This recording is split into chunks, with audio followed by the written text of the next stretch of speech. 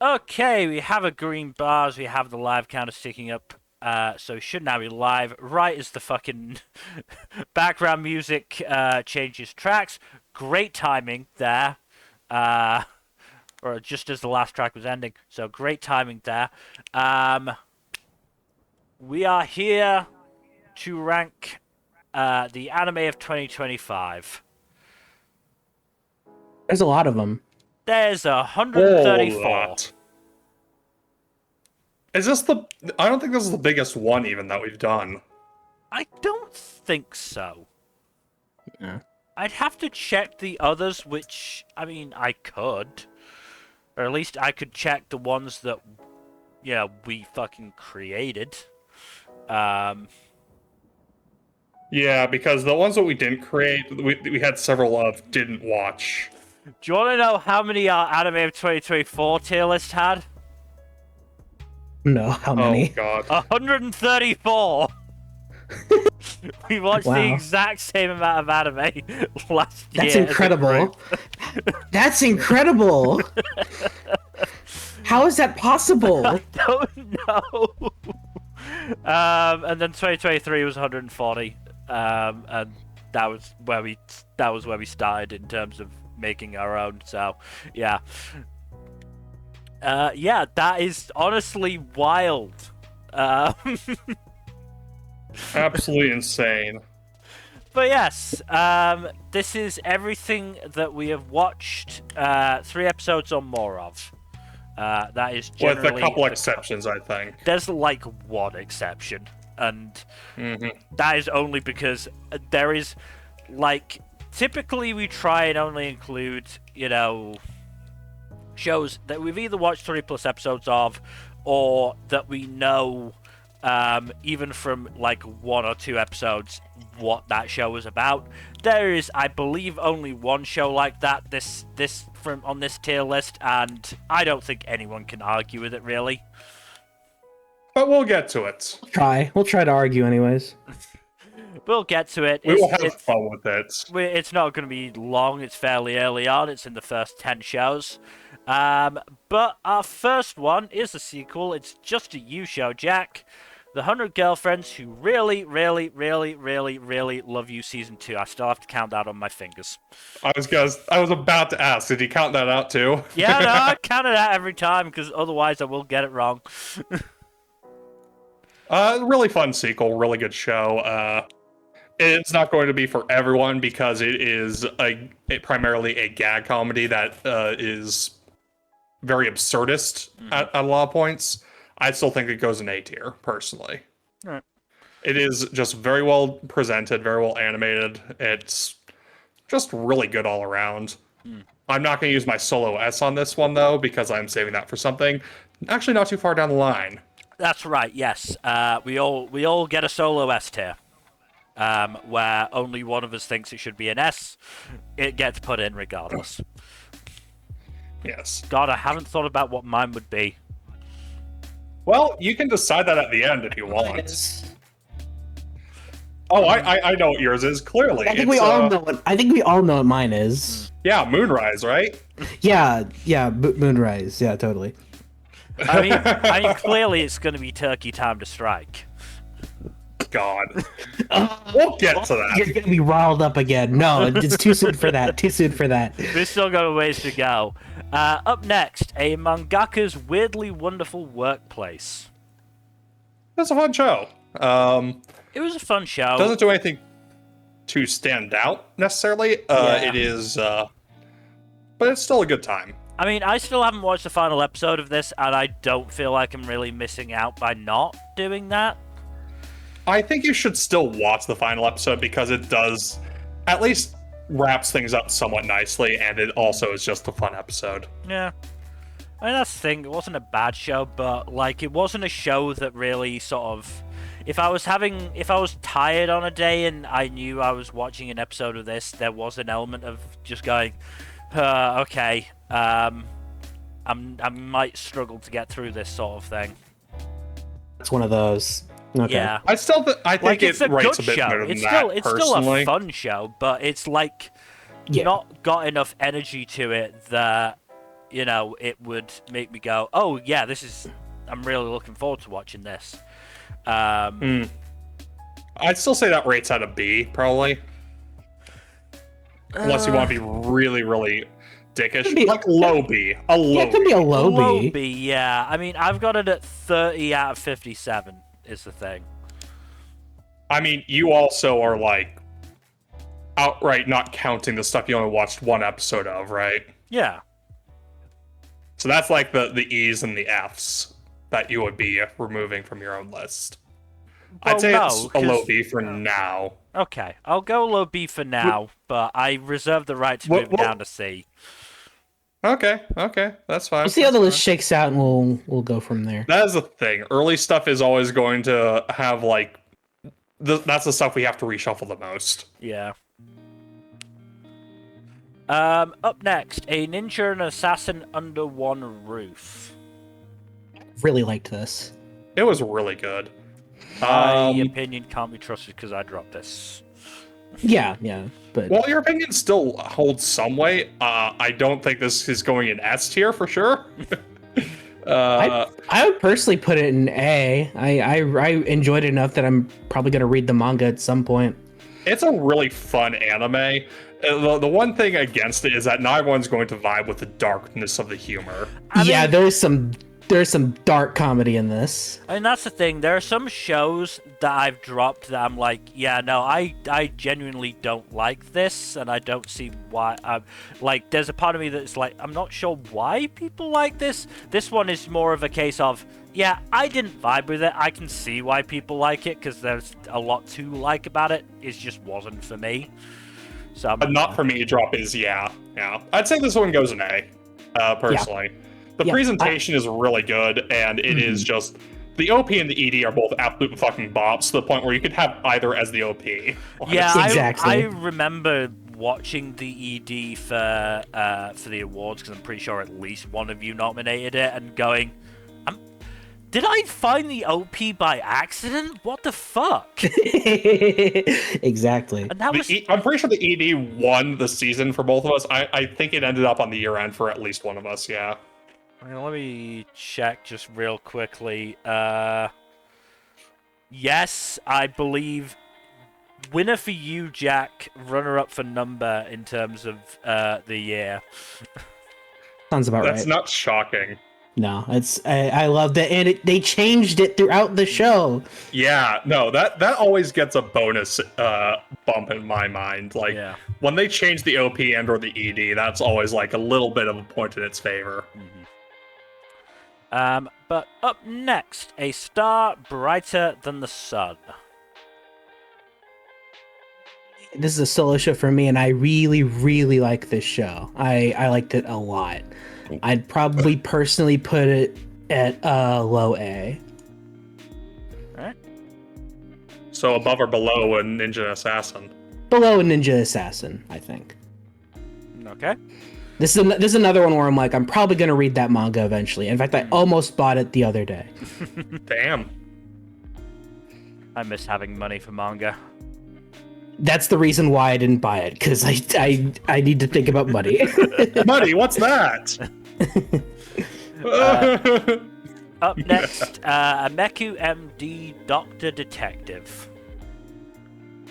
This was a solid show. It was really solid. Show. The one thing holding it back from like the top tiers, I'd say, is the production values. Yeah, no, it was not a pretty show. It was not a pretty show. I'd say probably high B, low A. I'd say high B personally. I was honestly gonna go A, and probably high A, because I've got this in my top 10. And I'm fine with low A. Yeah. Maybe even mid A. I'd still put it below Ninja and Assassin at the very least. Okay. Yeah. I will acquiesce, because there are probably bigger fights in the future that I'm gonna... Oh, we're gonna have some salts to throw, I'm sure. Yeah, there's gonna be... We're gonna have some fights here and there, so... And Shirley. This is a really solid one. Yeah, really solid. This one actually looks pretty good too. Like, consistently, it wasn't like super heavily animated or anything, but it consistently looked pretty nice. Yeah. Like the watercolors and all that. And the story was really good, though the pacing was a bit off at points. yeah, the pacing was pretty jarring here and there. I mean, to be fair, Which I do think keeps it out of... How many books did it end up adapting? Like 5? No, Okay. it's 3 books over 24 episodes. But it's like a book, not like Yeah. a It's not a friggin' light novel. It's a novel. Yeah. Yeah. It's not terrible, but I think either the second book or the third book really suffered in its adaptation because it had got the least episodes. Yeah. Because almost half the show was just the first book. Yeah. I'd probably put it high B. I would agree. I would probably put it... Where did we say mangaka was going? Low B? Yeah, I think he said low B. Okay, I'll acquiesce to being above mangaka, even though I like that a bit more than Mill did. Apocalypse Bringer Minogra World Conquest starts with the civilization of ruin. I think I've kind of cooled on this one a little bit as time has gone on. It's not very well produced, I'm being honest, outside of the OP actually being a pretty good song. And yeah, it does suffer from the issue of pacing to a degree, but also the characters are pretty thin outside of a couple of the main cast. I'd probably say, for now, low C. Alright. It might be bumped down to D if it comes to that. That's fair. Apocalypse Hotel. I think this is our first S tier. Yeah, no, I'm gonna be fighting for S. Yeah, I don't think you have to fight. I think I agree as well. Because this is probably the most unique show of last year. Yeah, honestly, like, I would be unsurprised if it was like in most people's top 5 of the year who watched it. In terms of the new stuff anyways. Yeah. Because it is just really fucking good. Yeah. I mean, just, writing-wise, it was really strong. It had maybe one misstep, I would say, where the pacing went a little off and weird things happened that didn't make sense compared to weird things happening that didn't make sense but did make sense, if you get what I mean. Yeah. Yeah. Like Honko's husband claiming himself to be cucked. Like, that didn't make sense, but it did make sense while they were trying to hide alien corpses. Fucking funny. Oh, I love this show so much. It's so goddamn funny. It's so good. Yeah, no, it was an absolutely fantastic show. It also looked incredible voice acting wise. It was really good. Yeah, it was just a very, very, very good show overall.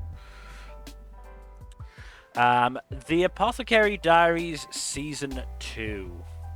Alright, so I think we can all agree Pit of Shame.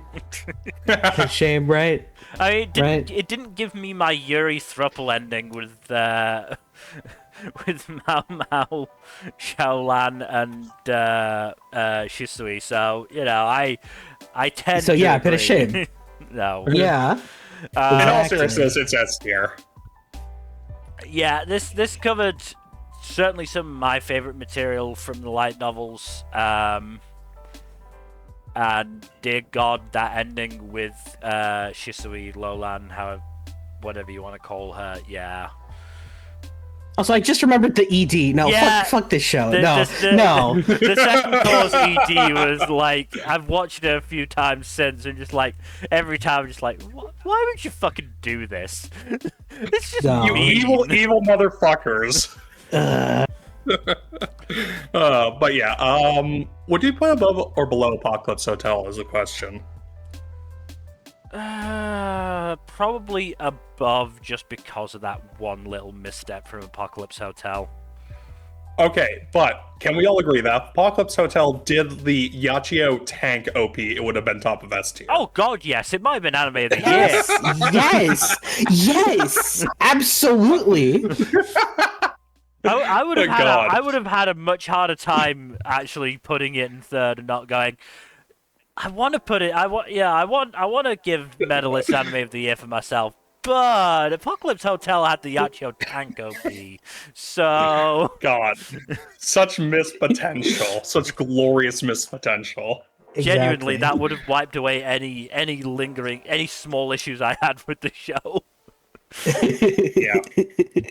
Speaking Oh, of God. speaking of issues with the shows, though, Bamba Uh-oh. Bamba Bamba Bamba Vampire. I'm not even saying his real name because fuck it. Oh, so another S tier. Awesome. Yeah. This is Yeah, best show of all time. This is the show that I talked about where I only watched one episode, but I feel pretty comfortable being able to rank it, which is Pedo Shame. It is a literal grooming anime about a 400-year-old vampire fucking finding a kid going, he's gonna be tasty when he's 18, which I should point out is, vampire sucking blood is used in the typical vampire sense of as an allegory for sex. As one does. Yeah. Multiple times the vampire character got a boner thinking about the kid, turning 18. And then doing his best to stop the kid from getting in any relationships because a virgin's blood is apparently tastier. Yeah, not a good show. Fuck you. If you genuinely like this, I am actually going to judge you. I don't do that for many shows. I will for this one. This is like new gen Yikes. Boku no Pico. Yeah. Anyway, Now, Bad Girl. on a more lighthearted note, yeah, this one's funny. Very Bad funny. Girl is very dumb and very funny. Yeah, this is what you get when you get a rom-com that's 80% calm, 20% rom, and make it Yuri. This is just, yeah, it's a rom-com about a bunch of lesbian dumbasses. I'm not sure where to put this one, to be honest. Yeah, no, same. Like, I kind of want to put it in B tier, just because it is quite a funny show, but at the same time, it is limited by the fact that it doesn't really have much progression, and its production values are kind of okay. Yeah. So would you say They're never worse than you'd Workman, probably put it mid to low B? Yes. I'd say mid B. Yeah. Yes. All right. Well, adding my opinion as somebody who dropped it because I got so frustrated at the lack of progression. Compromise on high C. I'd say compromise bottom of B. It'll be the gatekeeper, I'd say. Yeah, Okay. I'm okay with bottom of B. Okay. B for Bad Girl. Yeah. And then B for Blue Box? No. Blue Box going higher than that. Core 2, I believe it was. Yes, just Core 2.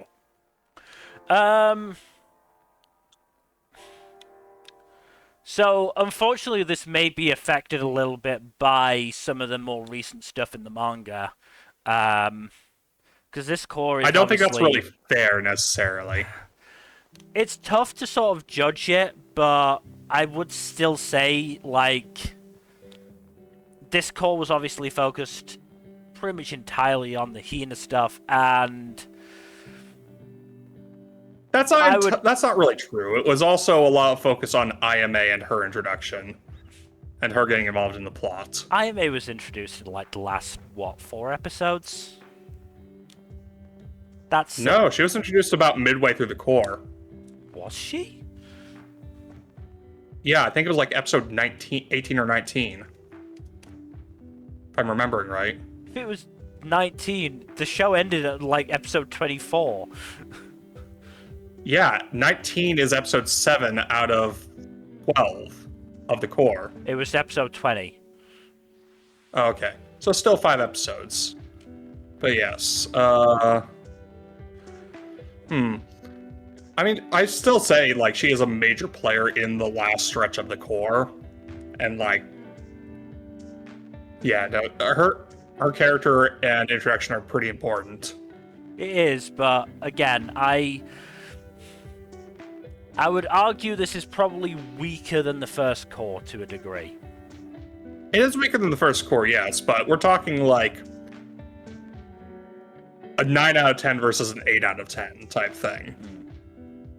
I mean, I'm still probably going to put it in... Probably A. I'd say low A or I'd say low A, yeah. As someone who didn't watch it, I think it's the worst show of last year. Pit of shame. Go on, Number. You don't really think that. I mean, I didn't watch it, so. Yeah. So yeah. I honestly want to put it below a Meku. I mean, you're entitled to your opinion on that. I will let you because, yeah. Part of that is just I like this, really but I fucking will love agree Nameku. that. Yeah. I also I do agree that the second core of Blue Box Season 1 was the weakest part of the show so far. And we are going to get a lot stronger material in Season 2. No, absolutely we will. Which is, that's going to be fun. Mm. But we are on to the second Blue show. So I'm just trying to find where I fucking saved the anime at 20. You know what? Fuck it. I can just bring it up. Just bring it up on the website. Fuck it. Because I was trying to remember where the fuck we put Core 1. Right. Yeah, you have the tier list saved, don't you? Yeah. You'd think so, but apparently I didn't. Or at least I don't know where I put it. It was also... Core 1 was also an A tier, but it was sort of mid to high. Okay. Man, I miss Kamonohashi. Anyway. Isn't that getting another season? I don't know. Or am I misremembering? I don't remember. Next up, Blue Lock Season 2, the versus the Under-20s Japan team arc. I believe that was what was covered in 2025. Think so, yeah. And I'll just have a quick look at like episode air dates.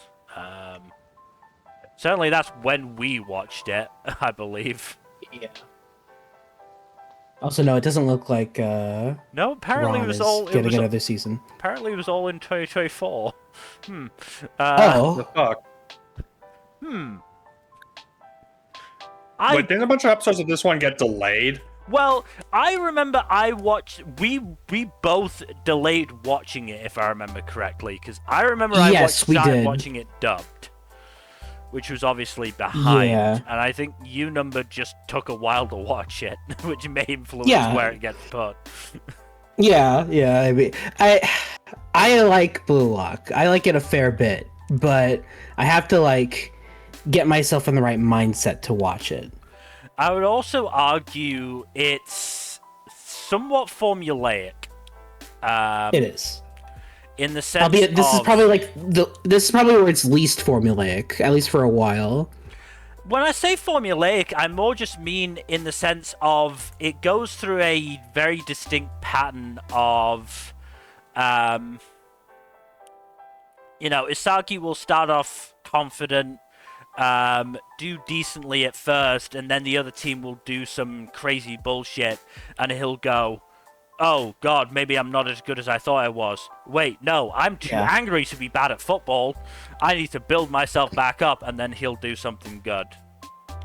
Yeah. And, like, the show is pretty good at doing that, but when you're in that period of sort of, and it can be quite lengthy, of Isagi going, oh god, there's nothing I can do, it can get a little sort of dull and frustrating in my opinion. Yeah.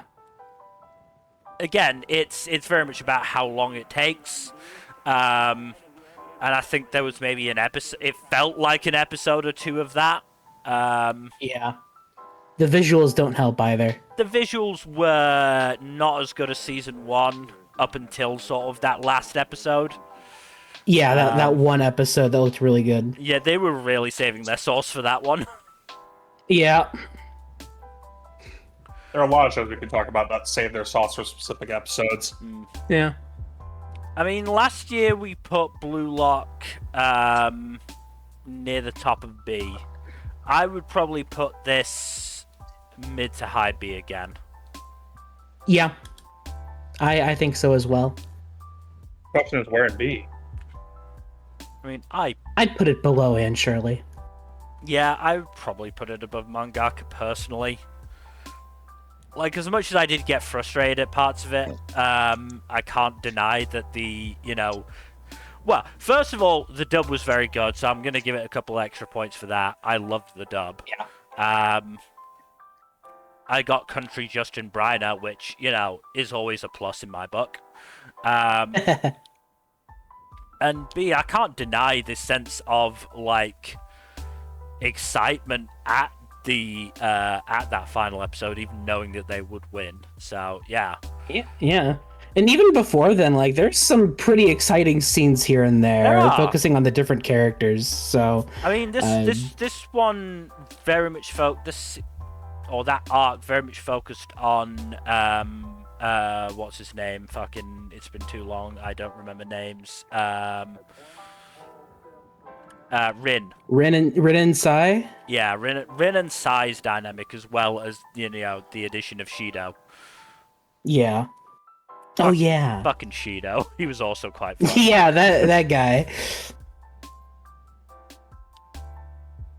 But yeah, I have nothing to really add here. I think mid B is probably where I would put it. We'll obviously see as things go on. But up next, Jack, we've got Blue Mibro Core 2, which was not incredible. Where do we put it? Where did we put the first core? Because this is going lower than the first core. Because this is just worse than the first core in literally every way. I'm sorry, what? Middle of C, basically. It's on the second row of C of 3. I'd say bottom of C then for this one. I wouldn't say necessarily D tier, but this was really weak compared to the first core. I mean, the issue was, it was an arc centered around a lot of fights when the show's production values were not good. I mean, it's not just the fights. There's also just the fact that it was very flashback heavy as well. Like, there's a reason we joked about it being a case of, oh yes, this was the arc of flashbacks on bridges. Flashbacks and poorly animated battles on bridges. Would you put it above or below Monogra? It's about the same, honestly. Then I'll say above. I put it just above. I will say above for the fact that Blue Miburo is somehow actually a half-decent show at the moment. Yes. Look, the current season is going to rank a lot higher. I mean, I think we've said during the streams that Blue Miburo is at its best when it's dealing with internal drama and not external drama. Mm-hmm. And this was a core of external drama. But let's move on to Call of the Night Season 2, Jack. Ooh, this was hard.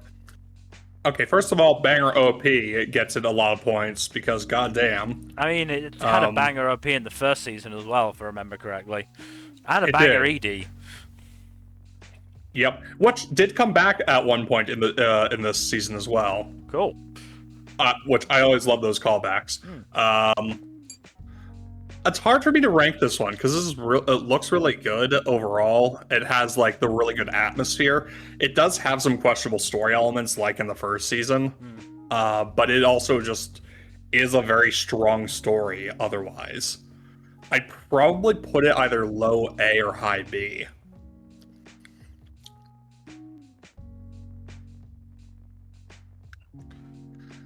I can't make this decision for you. Look, I don't remember what season it was. Would I put it below Blue Box? Yes, I would.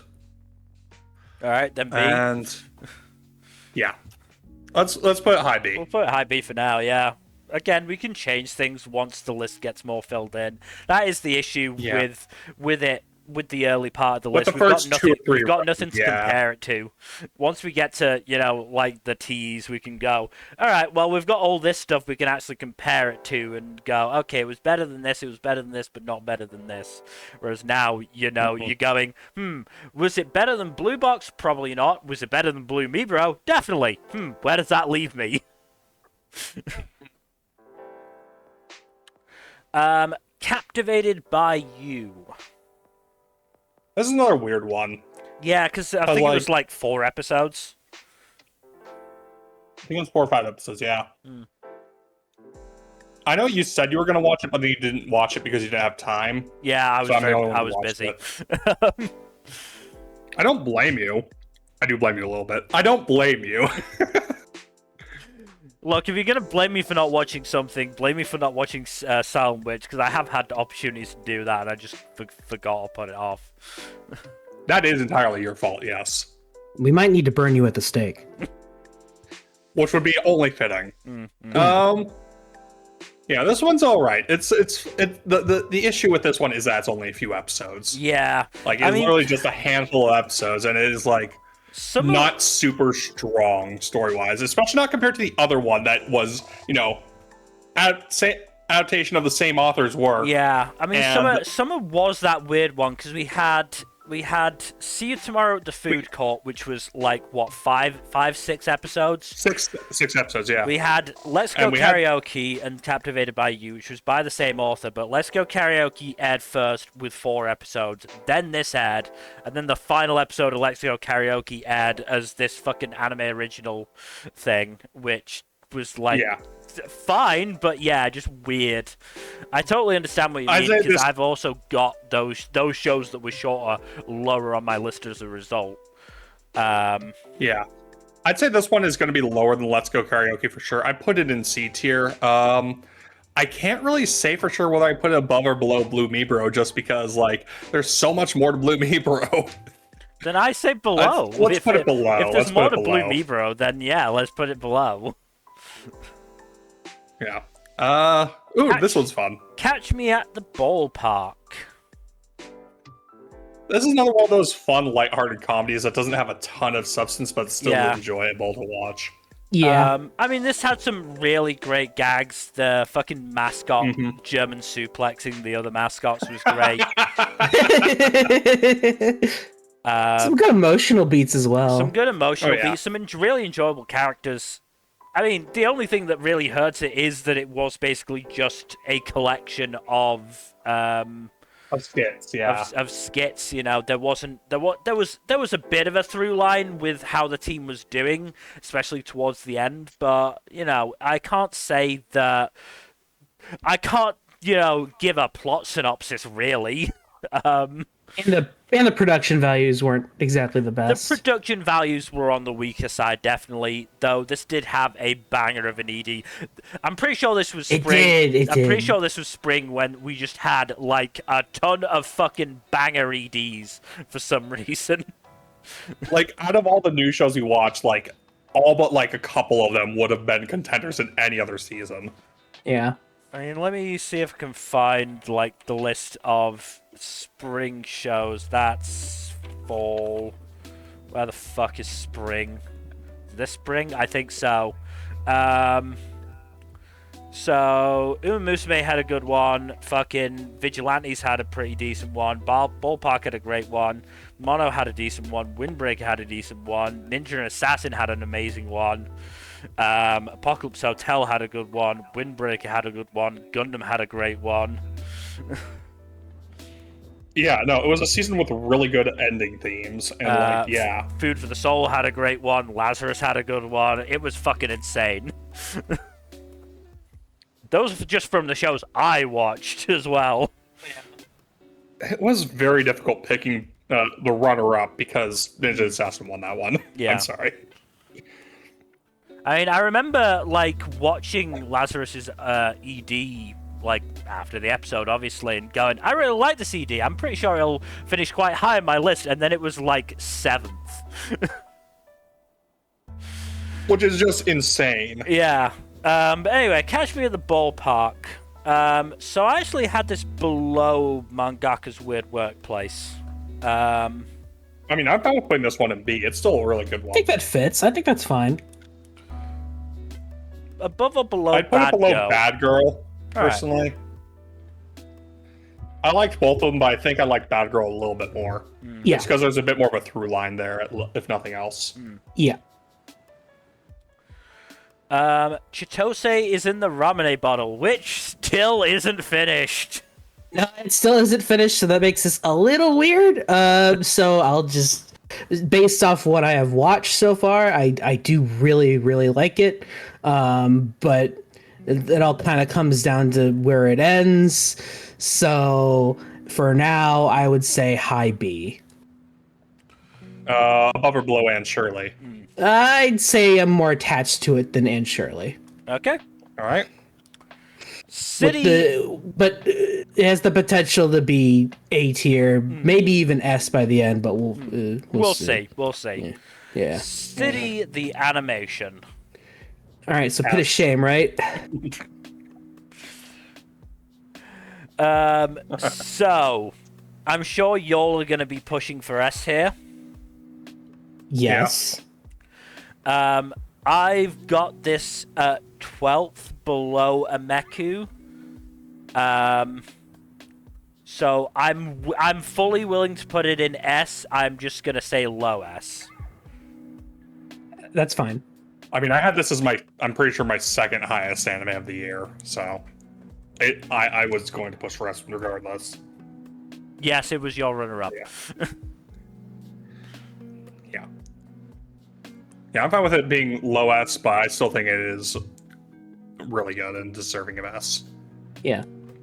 Again, if I remember correctly, mostly due to sort of not having a centralized plot line. Obviously, we had. I don't think that's a really fair thing to hold against a gag comedy. It did have some central plots. It did have some that were very good. I don't know. I just feel like I remember like the last few episodes, like sort of going, "This is still great, but I'm not enjoying it as much." I can't remember exactly because this was obviously summer, which is at least a season ago, which is enough for me to forget a lot of details. But up next, Cleavitas. It's just really good. It is. Where do we want to put it as a question? I'd say mid to low A, at least. Yeah, low A seems appropriate. Yeah.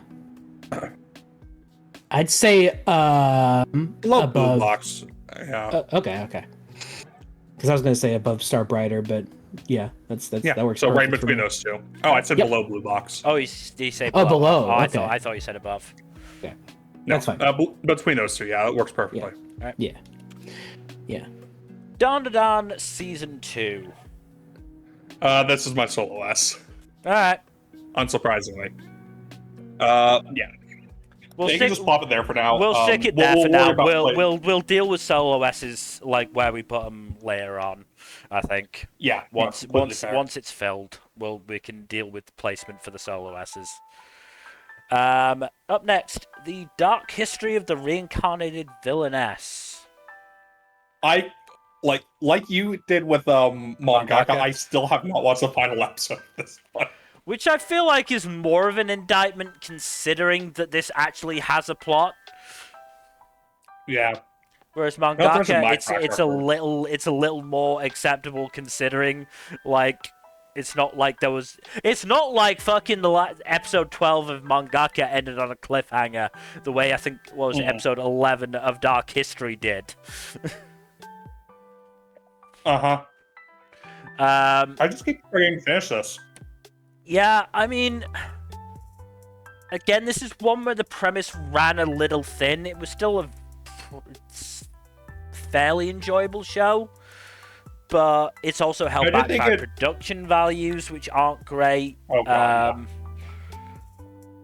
Also fucked over by the subtitling issues with our earlier episodes. Yeah, I mean, look, Good God. I ended up watching this dubbed, which...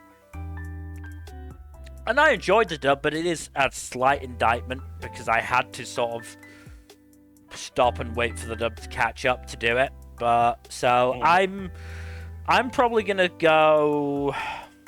I'd say top of C for now. Yeah, I think so. Dealing with the Mikadono sisters is a breeze. This one was honestly a pleasant surprise. Yeah. Number, did you end up watching this? No, I still plan to though. Okay. But as for now, I do not have a horse in this race. So. No, we're covering horses later. Just talk about the show. Just talk about the show. Sorry, had to. Yeah. Yeah. Yeah, no, it's a fun show. It is better than like 95% of harem rom-coms just by virtue of, giving all of the leads actual personalities and dynamics with each other outside of, girl with male lead and that's it. I mean, low bar, but yes, it did clear it. Well. It did clear it well, Yeah, like, it's not just that it cleared the bar. It's that it cleared the bar with the surprising amount of aplomb. Actually did a little vault over the bar. Yeah.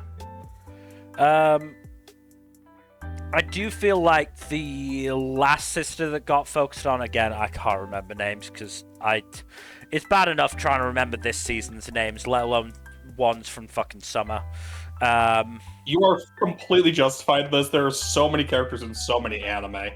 I think it was Miwa, if I'm remembering right. I don't. Miwa sounds right. Miwa sounds right. Okay. And it was Miwa. Miwa was the last one. Yeah. I think Nico had the strongest arc and Miwa had the weakest. Yeah. With, what was the third sister? Azuki, the oldest. Azuki. Azuki? Really? Yeah, Kazuki had Azuki. a pretty good... That's it. Okay, yeah.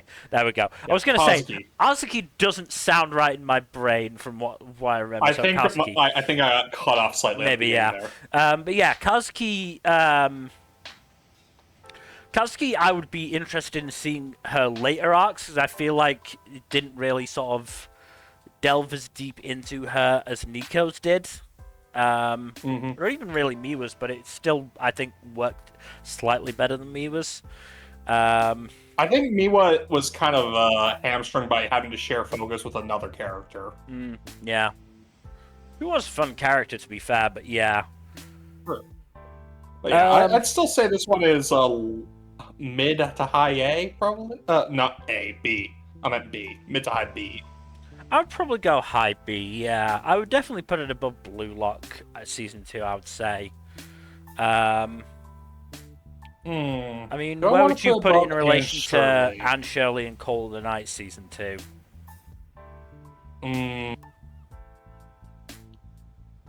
That's hard. That's actually, like, really hard. Because I'm not sure. Did you not do a full list? No, let me look up... Well... Yes, I did do a full list. Let me look at it, because... That's how I'm making fucking judgments on my shows.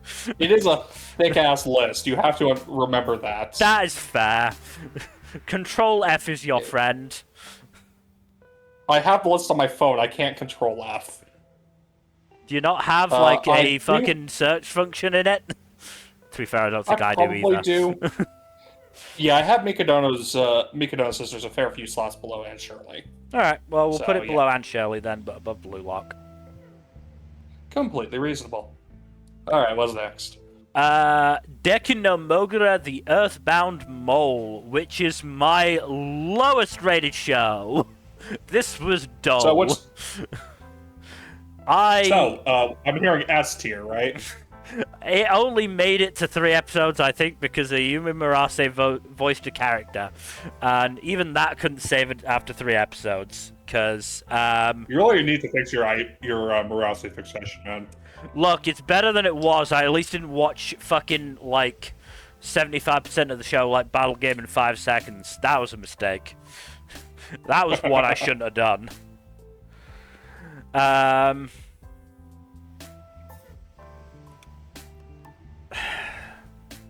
If it's your lowest rated show, E tier makes sense. Yeah, but I almost feel like it would be a little mean to put it in E.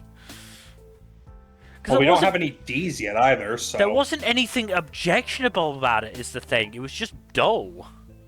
Like, I feel like E should be the sort of, like, more objectionable quality shows. And this wasn't, like, terrible. It was just dull. So I think I am gonna put it in D. It'll go like bottom of D most likely, but or at least low D. But I don't feel comfortable putting it in E personally. Like I'm sure we'll get some E shows, knowing some of the shows on the list. But me personally, yeah, I don't think I can put it in good conscience in E.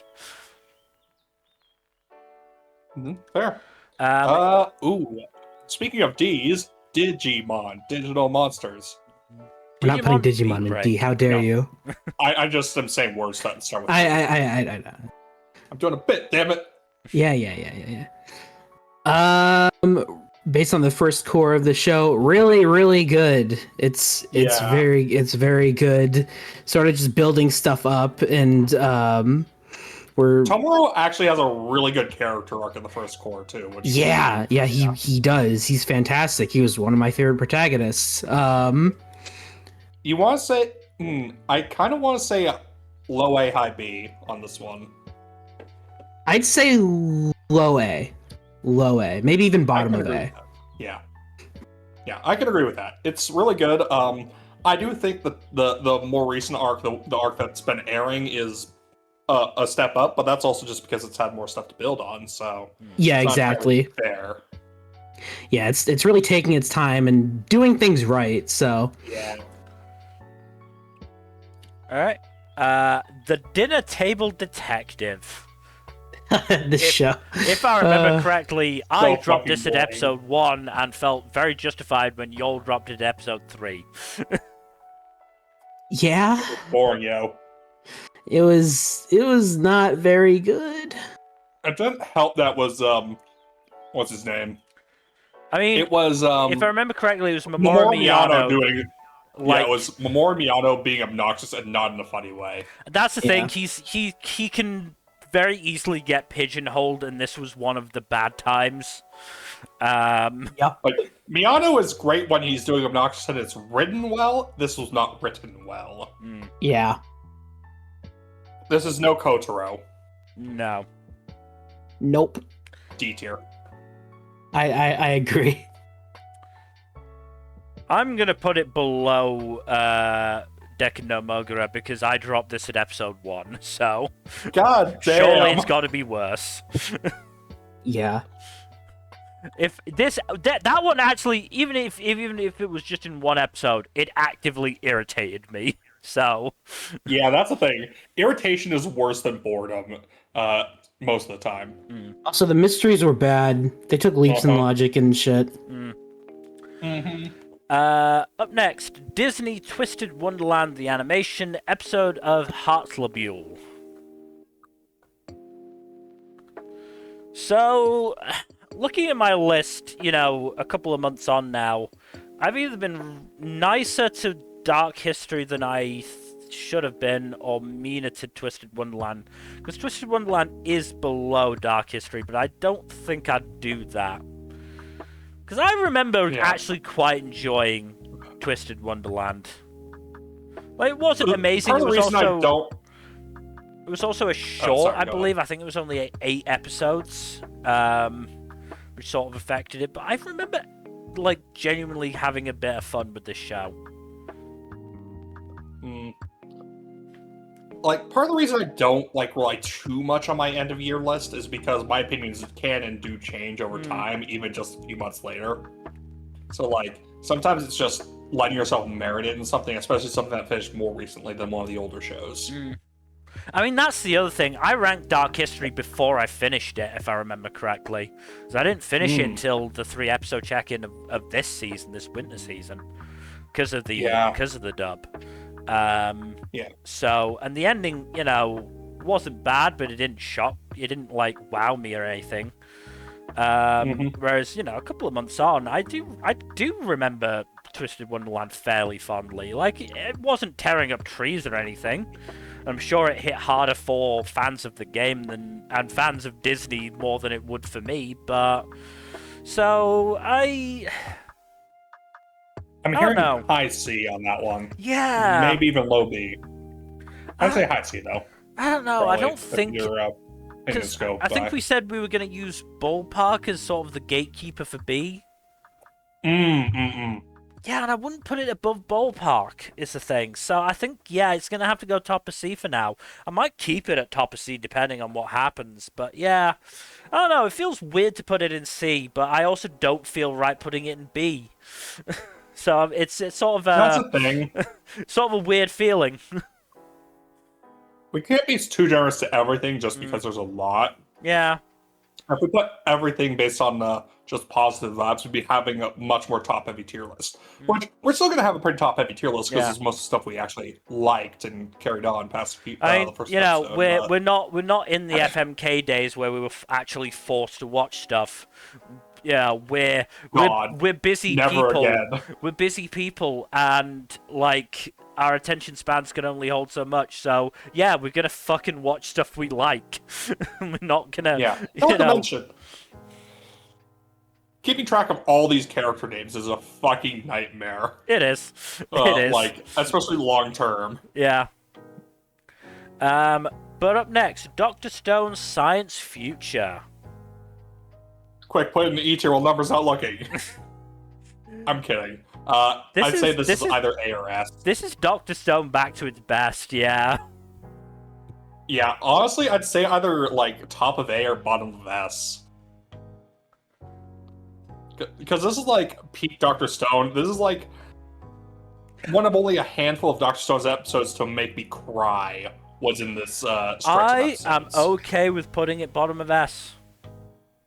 Yeah, like knowing the material that it covers, even though I did not watch it, but I did read it.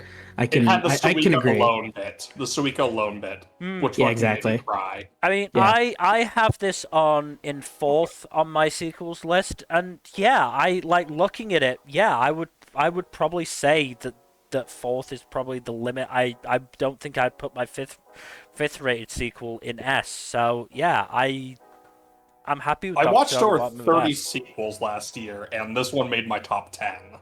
I watched 14. Yeah.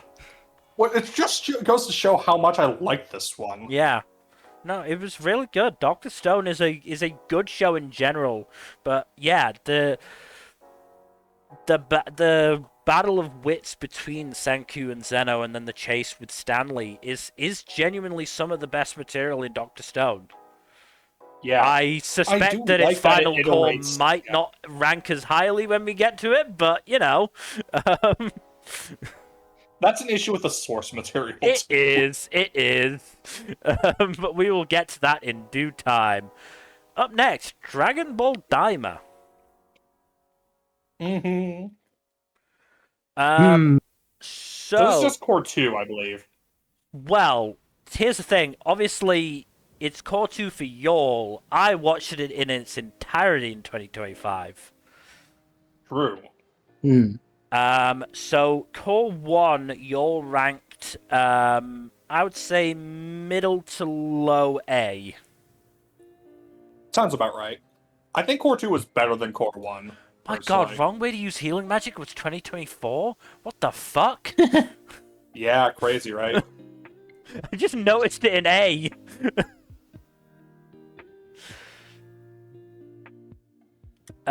So core 2, where would you rank core 2? And then I'll give my opinion of the whole show. Well, let's see. I put Daima. Where did I put Daima? I put a few rungs below Dr. Stone and Blue Box. I would say it is still an A tier show for sure. I agree. I'd probably put it between Clevitas and Blue Box on the list we have it right now. I'm okay with that. It does a lot of really good stuff really well, but it's like doesn't reach the peak of Dragon Ball stuff, I'd say. No, I mean it probably comes closer than I would say a lot of, or at least some of the modern Dragon Ball material does. It's stuff outside of the. I think it. I want to say like a handful of moments in Super. It's the best stuff we've had since OG BBC. Yeah, I would say it avoids. I would say it avoids a lot of the potholes that modern Dragon Ball falls into. If nothing else, it's definitely a better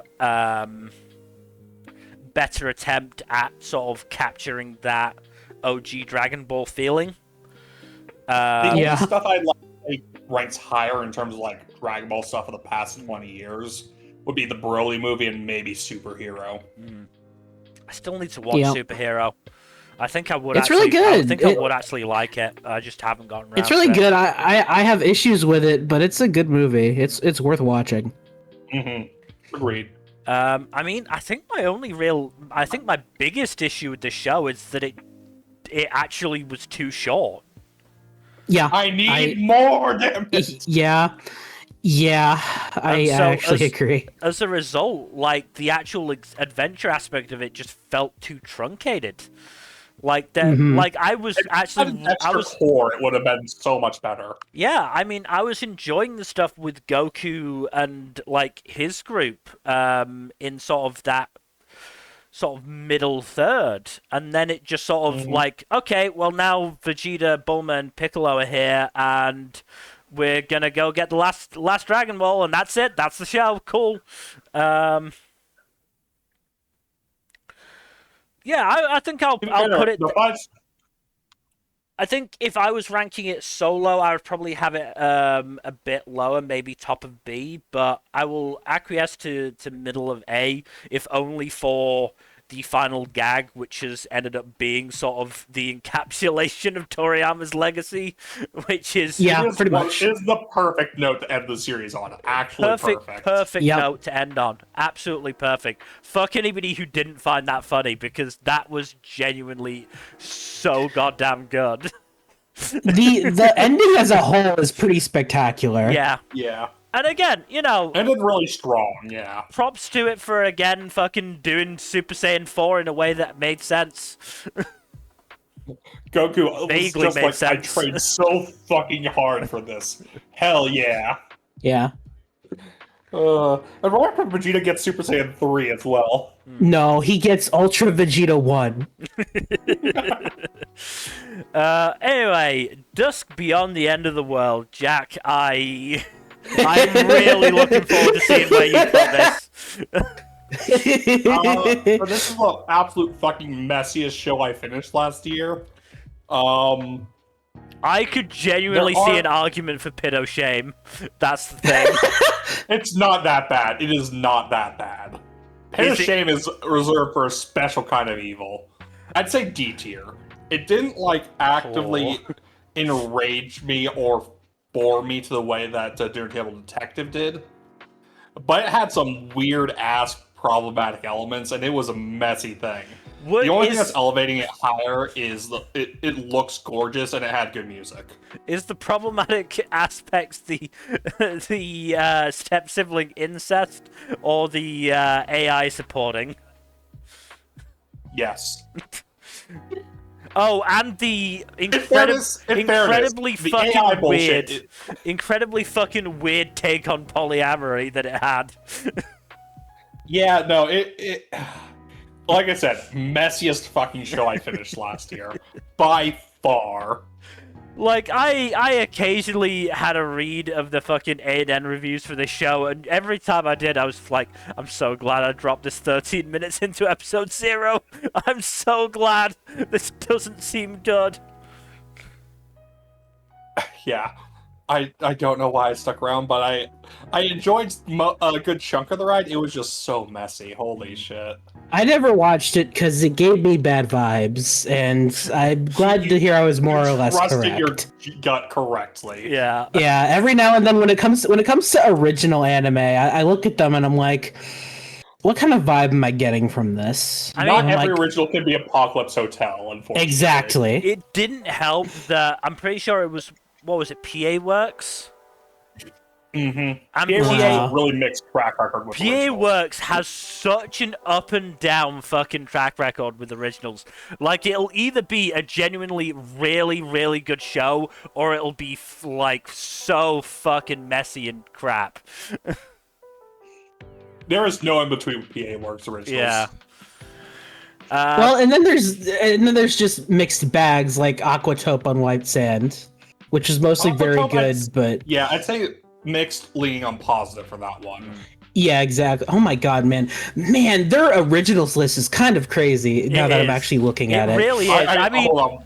I mean, fucking props to them for actually being like one of the few studios to consistently like give originals a chance. But yeah, Wait, is Food for the Soul original? Oh my god, it yes, is! yes, it is. Wow. Hell yeah! Yeah, it is. We'll be getting to that in a few entries. Yeah. So yeah, no, super up and down. Holy shit. And then, yeah, shortly above that, Nari, cheer for you. Oh god, that was a bad one. Nari cheer for you and Mayanaka Punch airing in the same fucking season is fucking diabolical. That's so Yeah. weird. PA Works, what is going on? Like, no, Mayanaka Punch was good is the thing. Yeah, I know. That's what makes it so confusing. It's like, wow. It's, And then earlier the same year Jeez. was they had fucking Buddy Daddies. Man. This is so funny. I've never actually like taken the time to look through PA Works' original list. I mean, It is just such a fucking roller coaster. Holy shit. I mean, Oh my god, they have one of the best anime movies of all time, too. I mean, I've given a lot of, time to PA Works' originals, which is why I'm aware of how fucking, up and down it really is. I mean, it did the first fucking season of Uma Musume as well, so... It did, and they did do that, and I think it says a lot that many people consider that the weakest season, both narratively and visually. Yeah, but they also have good adaptations too, like fucking your boy Kong Ming. Yeah. Yeah. I mean, just looking at it from shows that I remember watching, you've got Irazuku World and Colors, which was very good. You've got Ferragon, which was... Mixed bag as it was hell. a show. There are parts of it that So I mixed. enjoy, but it had its issues. Appari Ranman was really Pyro fucking Ranman was really fucking good. Aquatop and White The Sand. day I became a god. Oh no! God! God, that was the original work. Oh God! God. Jesus. Akiba Maid War, Buddy Daddies, Mayanaka Punch, Nare Nare, Food for the Soul. Yeah, just such a weird fucking, like... It did Makia When the Promised Flower Blooms. Yeah, which, again, one of the best anime movies ever, in my opinion. Like... I never saw it, so... Please fix that. Please fix that. Holy shit. I mean, if nothing Maybe. else, so Dusk Beyond the End of the World was its 25th anniversary project, which Jeez, that reminds me of like another studio's anniversary project. I mean, I was Flashbacks. about to say, which proves that Troika is the only one that still managed to succeed with a fucking anniversary project that's good. Well, Troika cheated because that wasn't originally going to be their anniversary project. So it just kind of ended up being that, and it ended up being one of their best works ever. So yeah. God. You know, it would be even better for Anyway. Troika, though. Bloom Season 2. Anyway, up next, The Faded Magical Princess Who Made Me a Princess. In the running for most redundant name, obviously, but, yeah. I got bored of this and dropped it, like, about 2/3 of the way through. So, yeah. D tier. Well, we're filling up D tier, at least. Top of D for now, at least. Yeah, you lasted... I did have it ranked, like... What? Sorry. You lasted longer with that than I did with Decanumbogra, so... Yeah. This is also literally the slot below Minagra on my end-of-year list. Funny enough. Okay. Do we want to switch some things or No. not? Okay. Not yet. We'll see. We'll see after we've filled out the list a bit more. Okay, Fermat's Kitchen. Just a me show. This was good. I enjoyed this. It did have a downer ending, which I'm never much of a fan of, with no sign of a season 2 as well, which hurts it even more.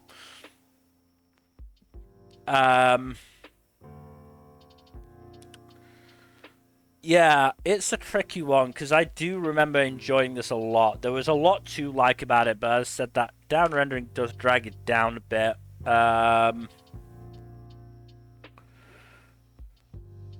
I'm reminded of another show that was really good but had a very bleak ending. Snow White Notes.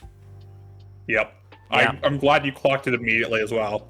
Because I remember just how fucking... This downer ending has nothing on that. That was, like, the most downer ending possible. It had, like, the tiniest sliver of hope in there. But that was fucking bleak. I've got this above Mangaka's Weird Workplace, so I'm going to put it above for now. We'll see how the rest of the list plays out.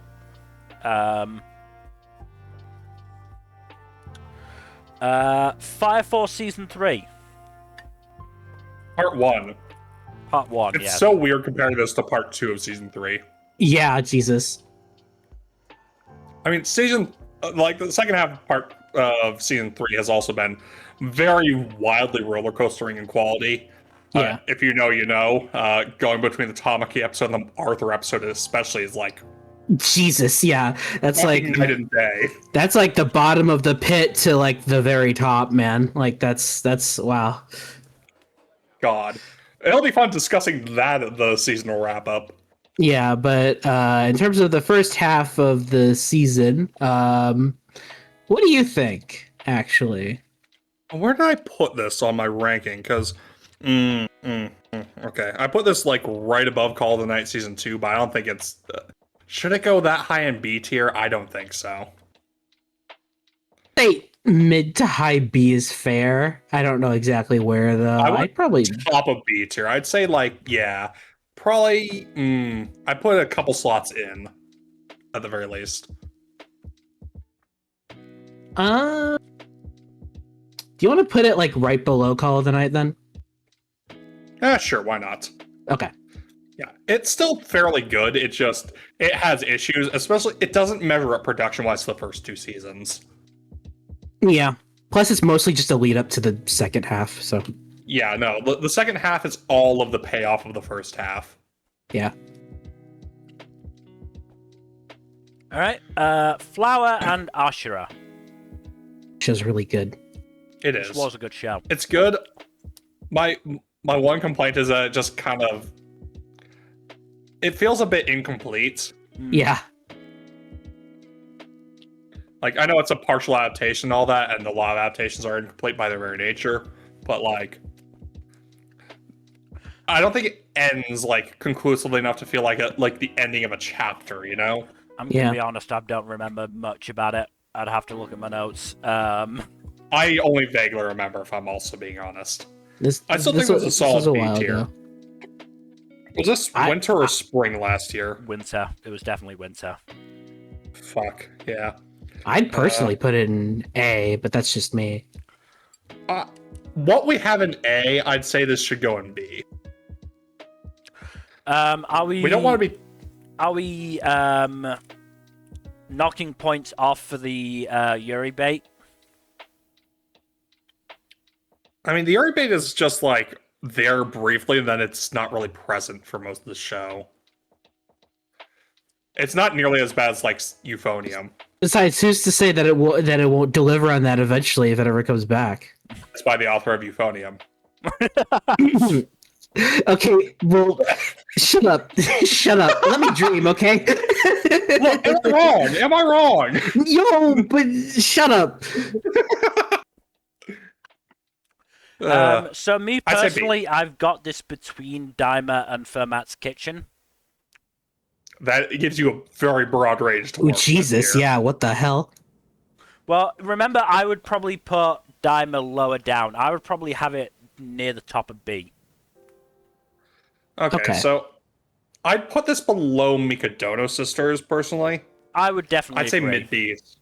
Yeah. Okay, and then I'll concede to that. That's fine. Yeah. I mean, Almost smack in the middle of B. If I remember correctly, very pretty show as well. Yeah. Yes, no, it is gorgeous. I can't remember. Was it Studio Doga Kobo? Or am I pulling that It up is my Doga ass? Kobo, Oh, yes. okay, yeah, I thought so. No, it's Doga Kobo. Yeah, so no surprise there. Doing one of its semi-rare fucking not problematic shows. We love Doga Doga Kobo.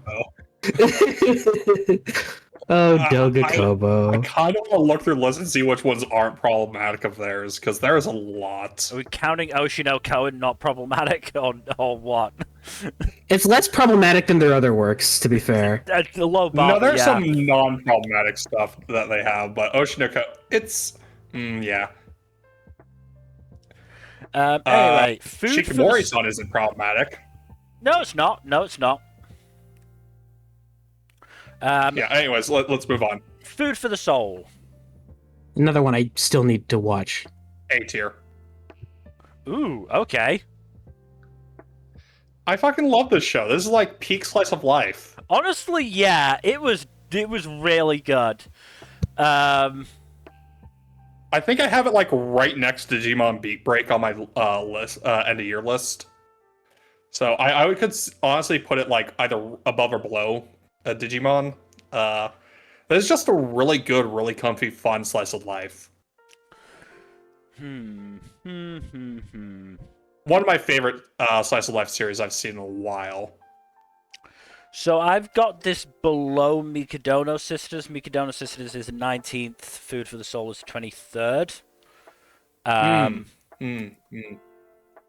instinct I'm is fine to... with compromising top of B. Yeah, but my instinct I'd is to go prefer top A. of B. I don't know. When I look at it, it was a very good show. There were some really fucking good gags. And I think it probably managed that sort of middle period where a lot of, I would say, slice of life shows tend to struggle better than most. Certainly better than another fucking slice of life show we've got later down the list. From the same season, no less. From the same season, yeah. But I don't know. Maybe this is mean of me, but when I look at Food for the Soul, I don't think an A-tier show. I mean, fair, but most slice of life series don't reach A tier. It's hard for a slice of life to really make itself stand out in that regard. That's fair, yeah. Very good show, though. Very good show. And also has an absolute banger of an ED. Absolute banger of an ED. God. But the fragrant flower blooms with dignity. I kind of want to put this in S. I think it belongs at least an A. I would agree with at least an A. I would definitely agree with at least an A. I would probably lean towards high A as well. Yeah. I'd put it above basically everything except maybe 100 Girlfriends in A. I have personally obviously put it below a Meku. Yes, but... So Fragrant... Let's just... Fragrant Flower is 14th for me. It is 11th for me. So I personally think probably mid to high A. I'd say high A. I will acquiesce to putting it above a Meku, but I don't think it should go higher. Well, I think the top of A is going to fill out a little bit more as we go on. Again, we can change things on as we go on. We're only fucking 36 shows in, which is probably a bad sign considering we've been going for more than an hour. Fucking hell. Well, I'd say we should speed it up, but I don't think we're going to be able to do that. From bureaucrat to villainess, Dad's been reincarnated. This is just a lot of fun. Yeah, really fun show. I'd say probably a mid to high B tier. Yep, I agree. What do you want to use as a reference point for placing it? Oh, I don't know. Above or below Anne Shirley? Ooh, I do have this. I think I have this above Mikadono Sisters. So yeah, I'd say above it, right below Anne Shirley. Right below. I'm okay with that. Okay. Yeah. We can at least try to go through these as efficiently as possible when possible. Yeah. So. Yeah. Speaking of which, from Old Country Bumpkin to Master Swordsman. It's a fun enough show. It's nothing too crazy. I like that the swordsmanship is actually fairly well choreographed compared to most other anime, and can see. Yeah, no, it's a pretty fun show. I'd say low B, probably. Where did I put this on my end of year list? Actually had it a little bit low. Actually, mid, somewhere in the middle of the list. Yeah. I don't think I've. Yeah, I'd probably say. Do I have it below Bad Girl? Yes, I do have it below Bad Girl. Do you have it below ballpark? No, I have it above Ballpark. Then I think that's a pretty solid place then. Yep. I can probably change things as need be. But I think this next one's going higher. Gachi Akata. I think S. It's got to be S tier, right? Yeah. I mean, this was second in the year for me. And it was only second because I've got a fucking bias for Medalist. This was top 5 for me as well. It was really good. I still haven't watched it, so.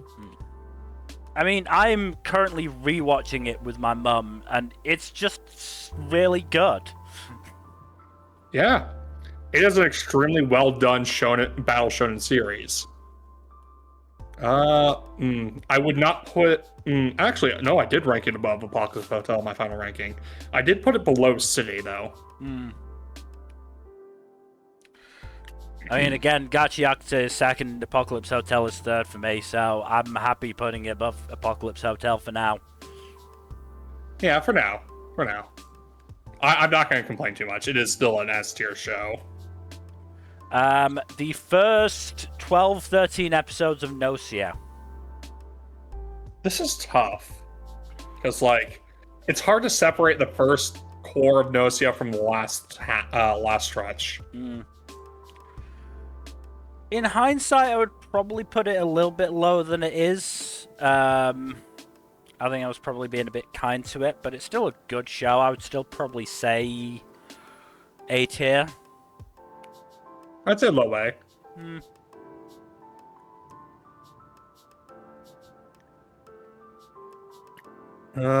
Do I have it above or below Clevitas? I do have it above Clevitas. Alright. But that is the... I would probably put it... Do I want to put it below Clevitas? I will leave it there for now. Alright. The Gorilla God's go-to girl. Oh, jeez. I forgot dropped about this. We all dropped this. It's not offensive or anything. It's just kind of boring. Yeah. Had some okay gags. Yeah. I mean, let me use this as an opportunity to get on my soapbox about my latest pet peeve that somebody else has brought up, which is female characters who are, you know, said to be strong but have no visible muscles. Yes. Look at this rail-thin little thing who can somehow bench press a mountain. Why is animated media in general, but especially anime, so afraid of giving female characters muscles? Because sexism. I mean, I had this above Deck in Nmbr, so unless you want to put it above Fated Magical Princess, I'm happy to put it there. No, I have it literally the slot below, so that's perfect for it. I'm happy to just put it in D there. Seems simple enough.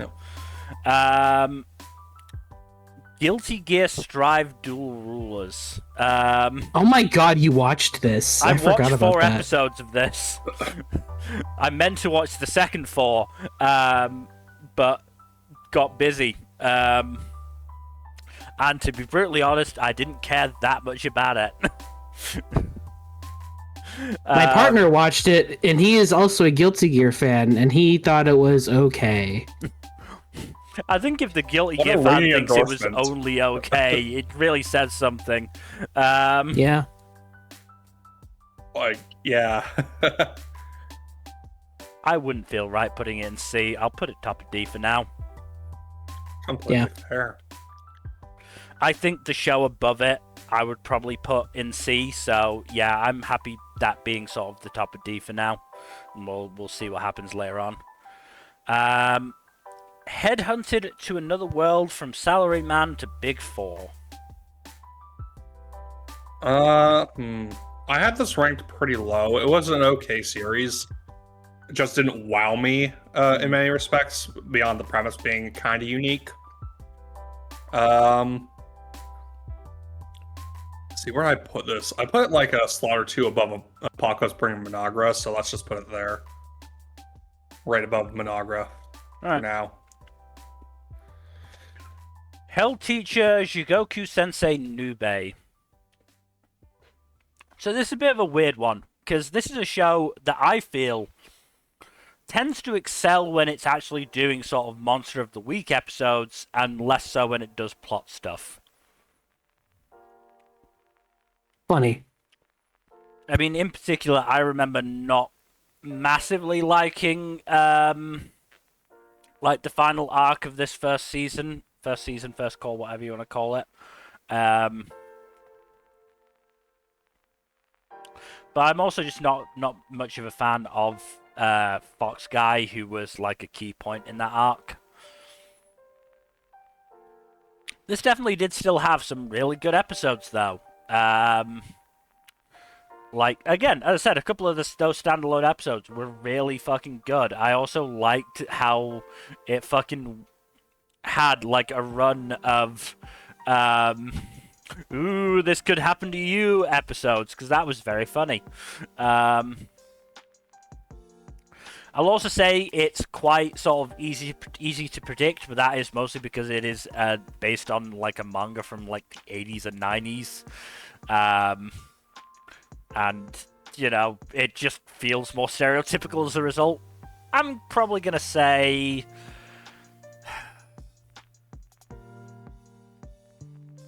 above or below Nmbr.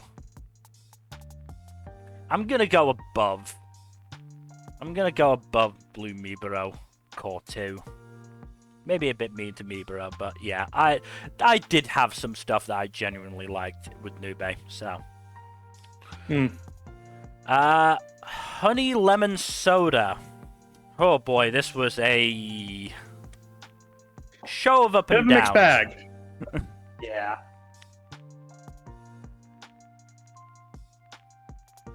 At least one of the parents in the show was real bad, if I remember correctly.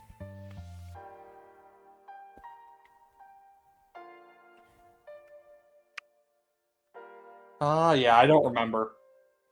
I think it was the girl's dad who was way too overprotective to a, like, abusive degree. Though not that the show treated it like that, because, you know, very few shows actually do. Right.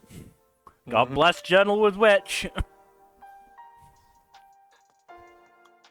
It's a cultural thing for sure, of, like, you gotta forgive the parents, because the parents are the parents.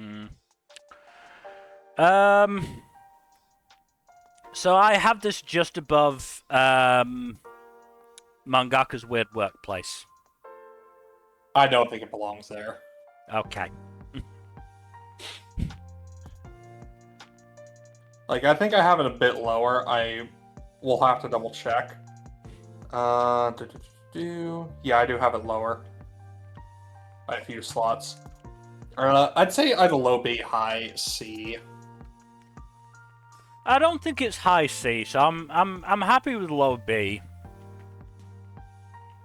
In which case, I'd put it between Country Bumpkin and Bad Girl. Then I think it's fine. Right. Or if you want to put lower, Ballpark. No, it's fine with me. All right. Hotel Inhumans. We both dropped this. I might have been kinder to this in my ranking than I should have been, because this genuinely upset me, because there was stuff to like about this, but it was also kind of depression porn. Yeah.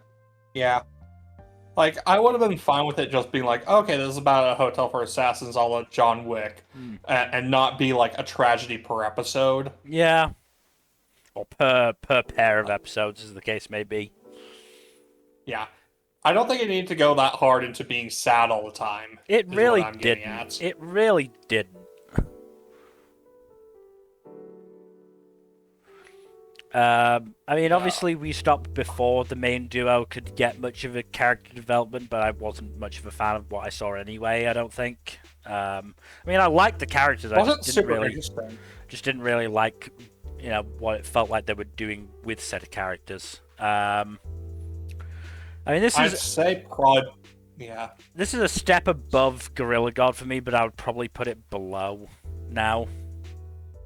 I put it below on my list, so I'd agree there. Still not quite as bad as fucking Deku no Mogura for me, but yeah. I may be a guild receptionist, but I'll solo any boss to clock out on time. Another fun show. Yeah, it's a good time. Like, hurt a little bit by not bad production values, but certainly limited ones. But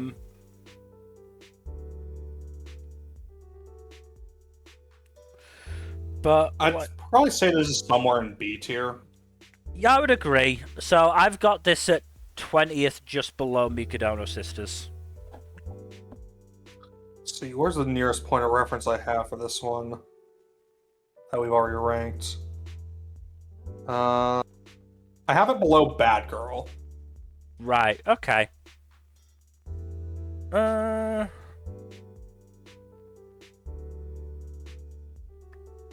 Would you be willing to accept above Bad Girl but below Flower and Ashura?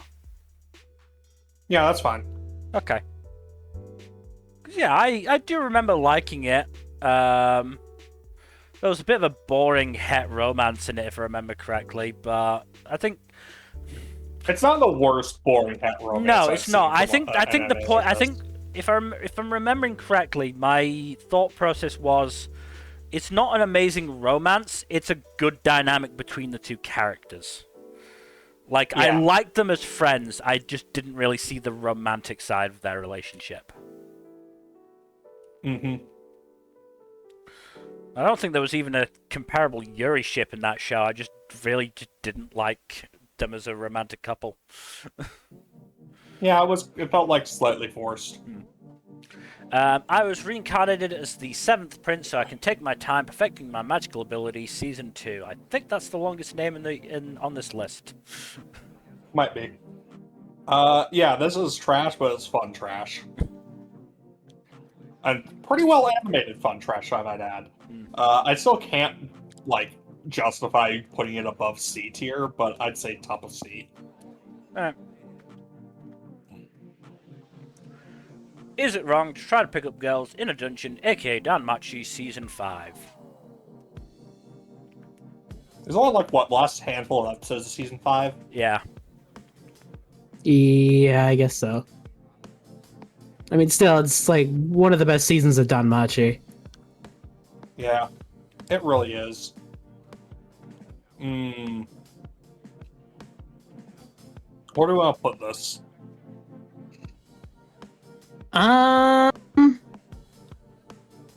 Maybe low A?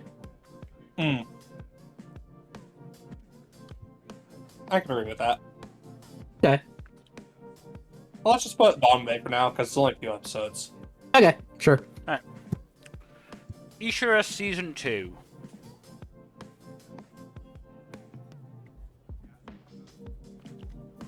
Where do I have this? Let's see.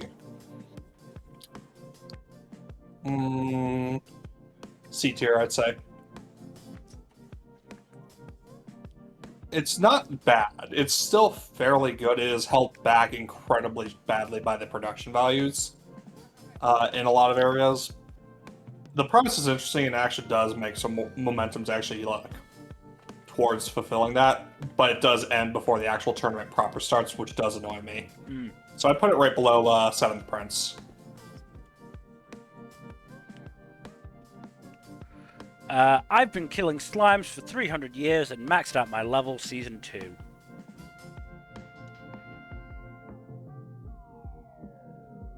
What do you think, Number? Low B, maybe? Yeah, I can agree with that. It's still fun. What do you want to put in reference to Bad Girl? I'd put it below Bad Girl, personally. I can agree with that. Right. Kaiju number 8, season 2. On the one hand, this is amazing, like, action and stuff. On the other hand, it ends on a real awkward cliffhanger. It's the middle of a scene. It Jesus. is one of the worst sort of ending points I think I've seen from a show, like, bar maybe a couple. There were no smooth points to end the season on if they wanted to keep the regular core format as the issue. But still, I still feel like you could do better than that. I feel like You they should probably could, I but- feel like they but should have just the waited core and made format it just 2 core fucked it. then. Yeah, no, I agree. Like, the core, like, trying to stick it into a single core, just kind of fucked it. Yeah. Or, do a filler arc. I don't know. Or maybe just do a fucking split core. Mm. Like, even that would be better than what we got in terms of cliffhangers. I'd still rank this highly, but this is not getting into S. No. I'd say probably a mid to low A, maybe. Yeah, I I'd would be agree. inclined to agree. I would agree. It's above Blue Lock for me. I would probably say by quite a bit, but I'd still probably say towards the bottom of A. I have it below. I have it right next to Daima on my list. Right. I think it should probably go lower. I'm fine with that. Where are you thinking, Number? Maybe like below Clivitas? I can Okay. agree with that. Okay. Yeah. Kowloon generic romance. Okay, I like this show, but I have no idea how so many people like ANN and shit put this in like their top 10 anime of the year or whatever. Like, what the fuck? I mean, probably influenced by by how much they enjoy the manga. The manga wasn't even finished when this aired, though, and this was like supposed to tell the this is one of those weird things where it's like, oh yeah, different endings for each different medium or some shit like that, because there was a live action adaptation too. And it's like, why? So dumb. I had this just below guild, a few slots below guild receptionist. I'd probably put it near low B. I'd put it above. Did I put it above or below Honey Lemon Soda? I put it below. So I'd put it between Honey Lemon Soda and Old Country Bumpkin. Okay. Lazarus. Oh boy. Oh boy. Oh boy. Top of S. Let's go. I mean, look, let's make it clear. This show has some good points. It does. Yeah. It is hurt by the fact that it only got 13 episodes. It Yeah. really needed This should more. have been 2 cores. It really should have been 2 cores. And as a result, it very much falls apart by the end. Yeah. To the point where it also focused on the wrong things in that final fucking few episodes. It was a time. Suddenly, a random Chinese assassin dude appeared. That was weird. That was really weird. God. I mean, I've personally got it. ass. I've personally got it a couple of slots above ballpark.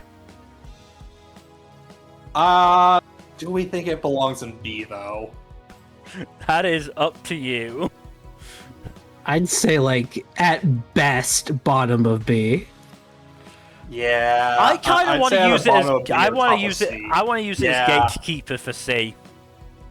Okay, Yeah, that's Top fine. of B for The B. top I mean, of C. top of C Yeah, is top gatekeeper of for C. B. Yeah. If it's better than Lazarus, it gets into B tier. Yeah, I think that's fair. Yeah. I mean, we should. Speaking of better than Lazarus, I mean, look, we should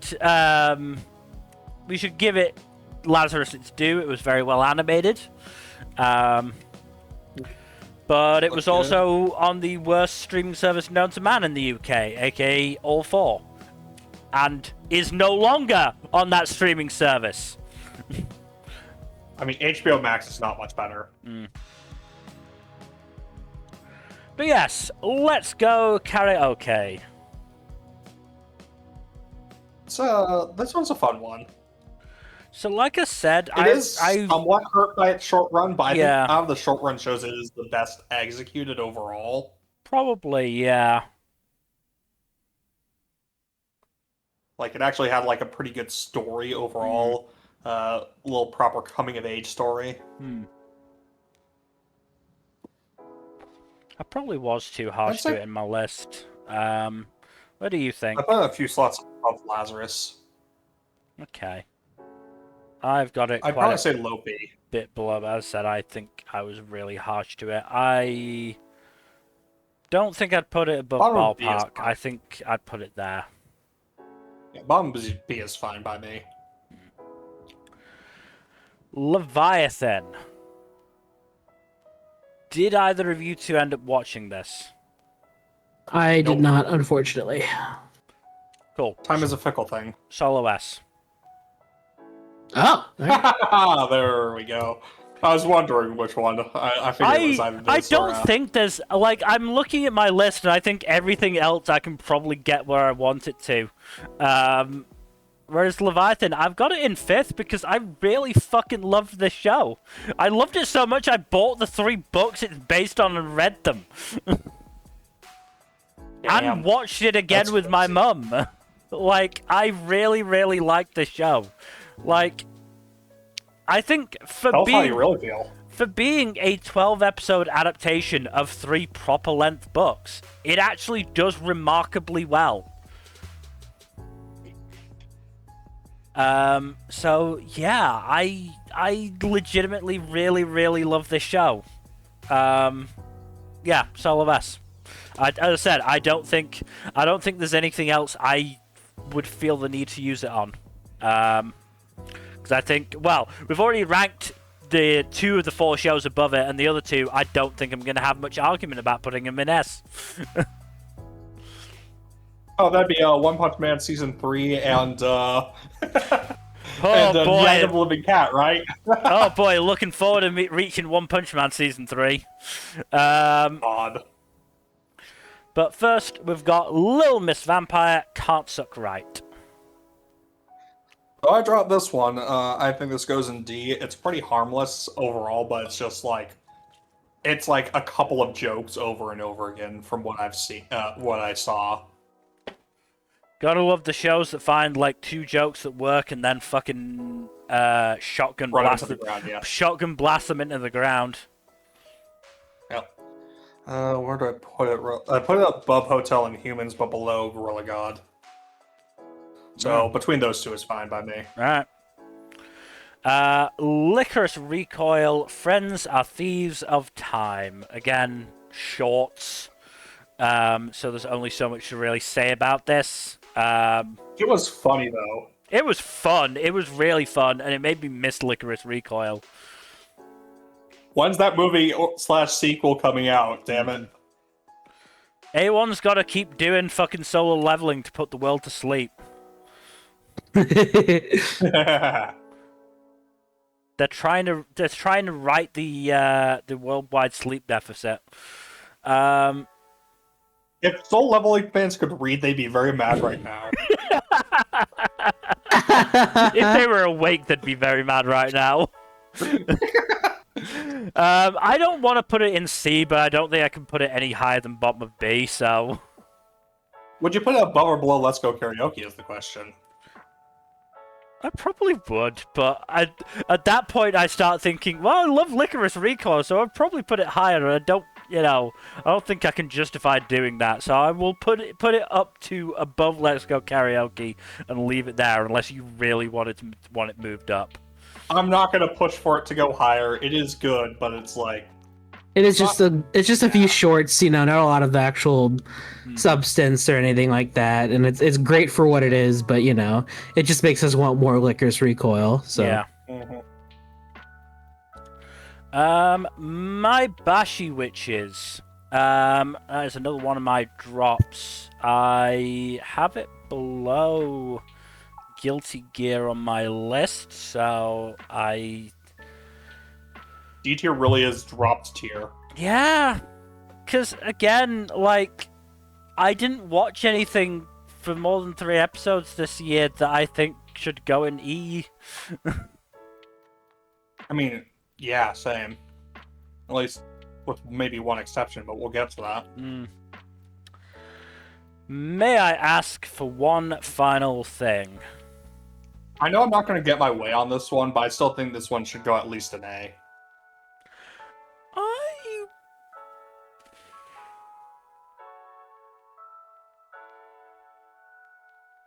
I'd say like low A is fine, I think. Yeah. I would agree. I have this above Clevitas. I don't know if I can get to put it that high. I don't think I would go that sorry. high. I think I'd go bottom of A for sure. It's a very, very fun show, and the dub is so good. It is a superb dub. God bless the voice actress for Scarlet for managing to get the studio to agree to Scarlet dropping an F-bomb in the final episode. Fucking love it. But it was just really, it was held back by production values a lot. Like, I would say more than a lot of these shows. And I don't know, I wasn't into the Scarlet and Julius romance. I think that one sold better as it went on, but early on it did feel a little bit forced. It sort of has the same issue with me as Ranma, of every time it feels like they took a step forward, they then took a step and a half back. I don't think it was that severe, but I get what you're saying. Maybe not. Maybe step and a half forward, step back, I think is probably the better one. That sounds a bit more accurate. Yeah. So they're still moving forward, but just at such a slow fucking pace. It's just like, come on, guys. Please just, actually talk to each other. I do think this one did a fairly good job of mining the catharsis factor of, Scarlet decking the shit out of smug assholes. Yeah. I do wish that that the actual villainess, I can't remember her name, did get a bit more focus. I think it was Teresia or something. Yeah. I do wish she'd gotten a little bit more focus, but yeah, I think overall it's still a very, very good show. Just had its limitations, unfortunately. No, that's fair. I'm happy it's an A, honestly. I will content myself with that. Medaka Kuraiwa is impervious to my charms. Drop to the bottom. Drop. Where did I put this one? Oh yeah, this was low. So you're saying you were quite pervious to its charms? Yes, quite. The only one I have lower that's currently ranked is Dinner Table Detective. And honestly, the only thing that gets Dinner Table Detective lower is just the insufferable Mamoru Miyano performance. It does suck when a show misuses a talent like Miyano, so yeah. Medalist! Oh hey, another entry in the Pit of Shame! I'm just kidding. Yep, pit of shame. Alright, let's put it there. Can you honestly both say you disagree with me putting it in S? No, it's S tier. It's easy S tier. Like easiest S tier. S tier. Because I would put it below Apocalypse Hotel City and Gachikuta, because I liked all three of those shows more. However, I do think it still belongs in S tier for certain. I would personally still put it above City. Damn, okay. I don't know about Apocalypse Hotel though. Can I bargain for Apocalypse Hotel but below Gachiakuta?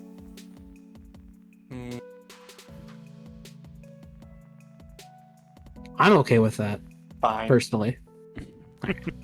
I mean, it got me to actually watch a fucking sports anime for once in a blue moon. So Also, look, if it's in S tier, does it really matter the specific placement? Suppose not not. really. I mean, here's the thing Yeah. about Apocalypse Hotel.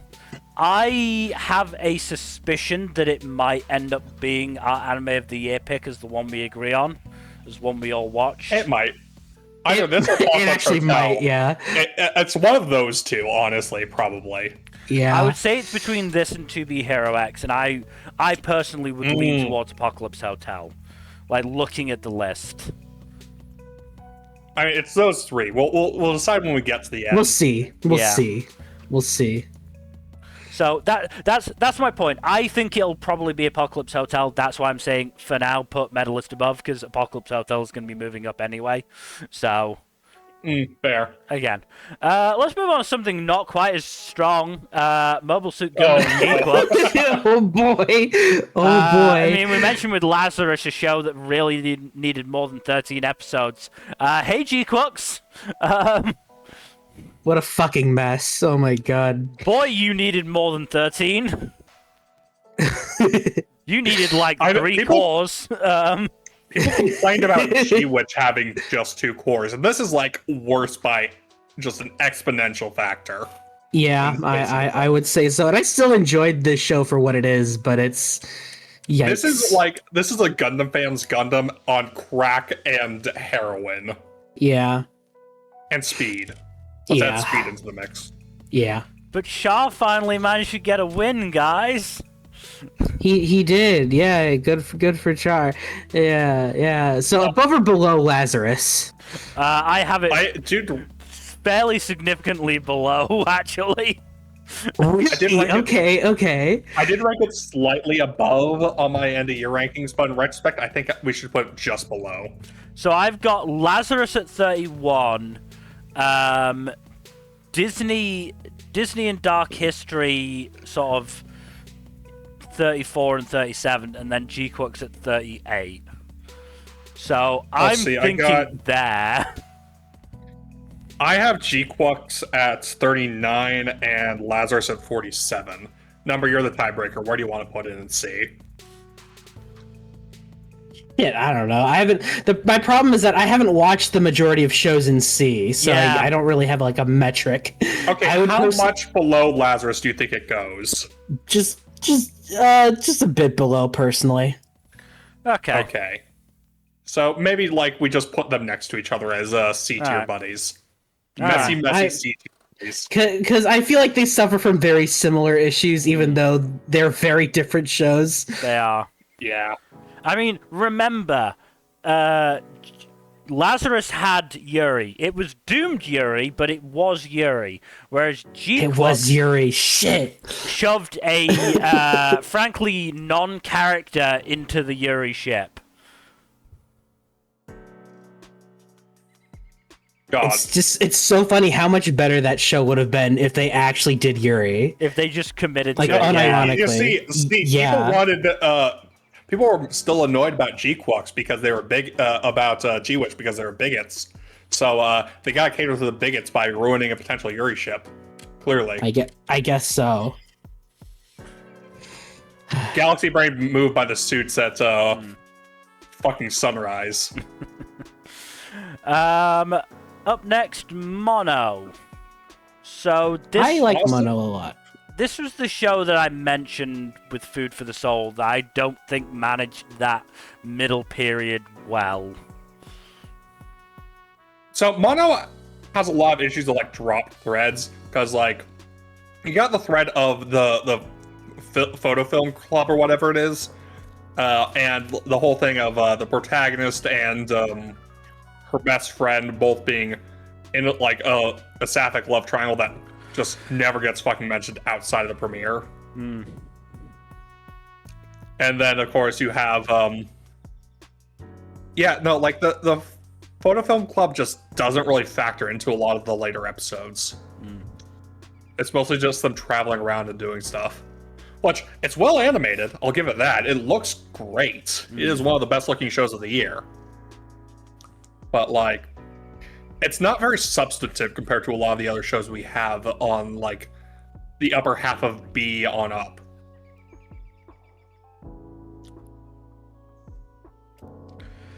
Put it this way, I'd say I don't think it's better than Lazarus.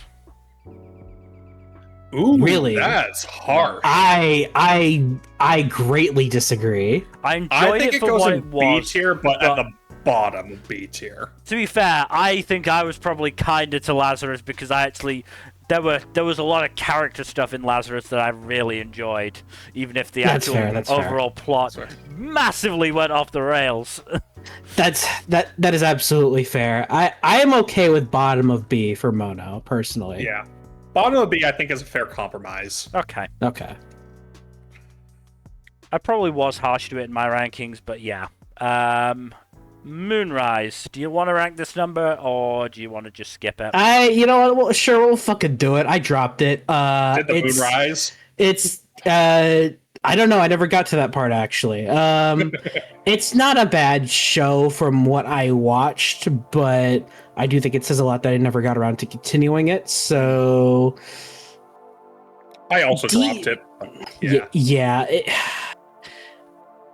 D feels a little harsh, but C You can put also it bottom feels of- too generous. So You can it's put a it little bottom weird. of C or keep it as the gatekeeper of D if you want. Let's just put it top of D. All right. I don't feel strongly Screw enough it. about Guilty Gear to argue.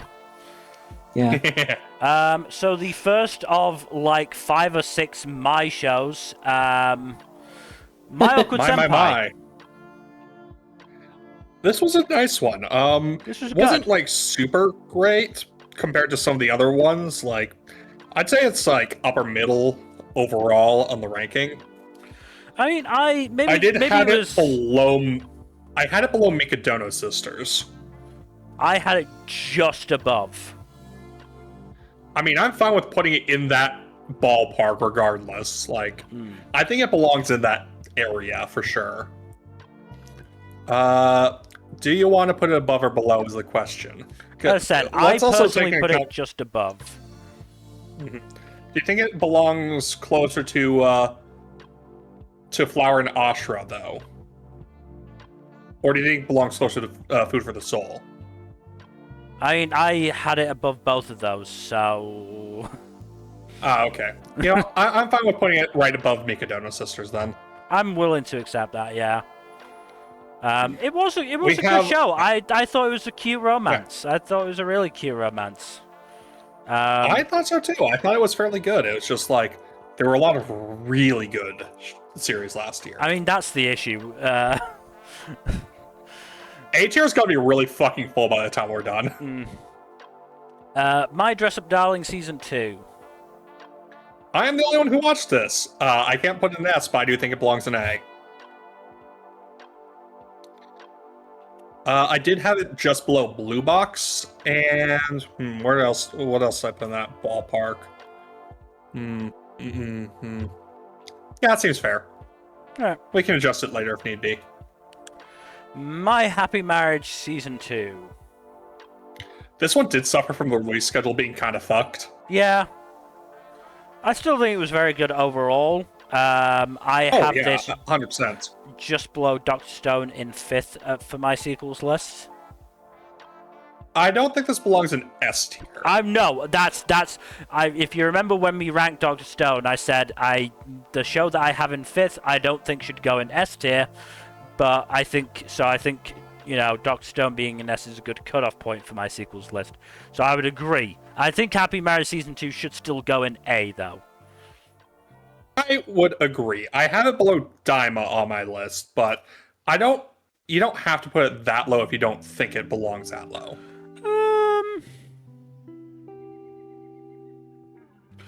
I think I'm gonna put it below Nocia. I am fine with that. I think put it there. Because, like I said, I did really enjoy Season 2. But you're right, it did suffer a little bit because of the release schedule. And that's no fault of the shows, No. it's just, yeah.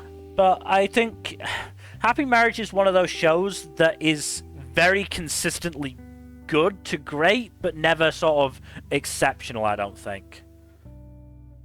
I mean, good to great is like the B and A tiers. It's still basically. very good, yeah. You know, honestly, I'd prefer to have a season full of consistently good to great shows than a season of 1 or 2 exceptionals and then a lot more sort of inconsistent shows. We've had a few seasons like that now. My Hero Academia, the final season.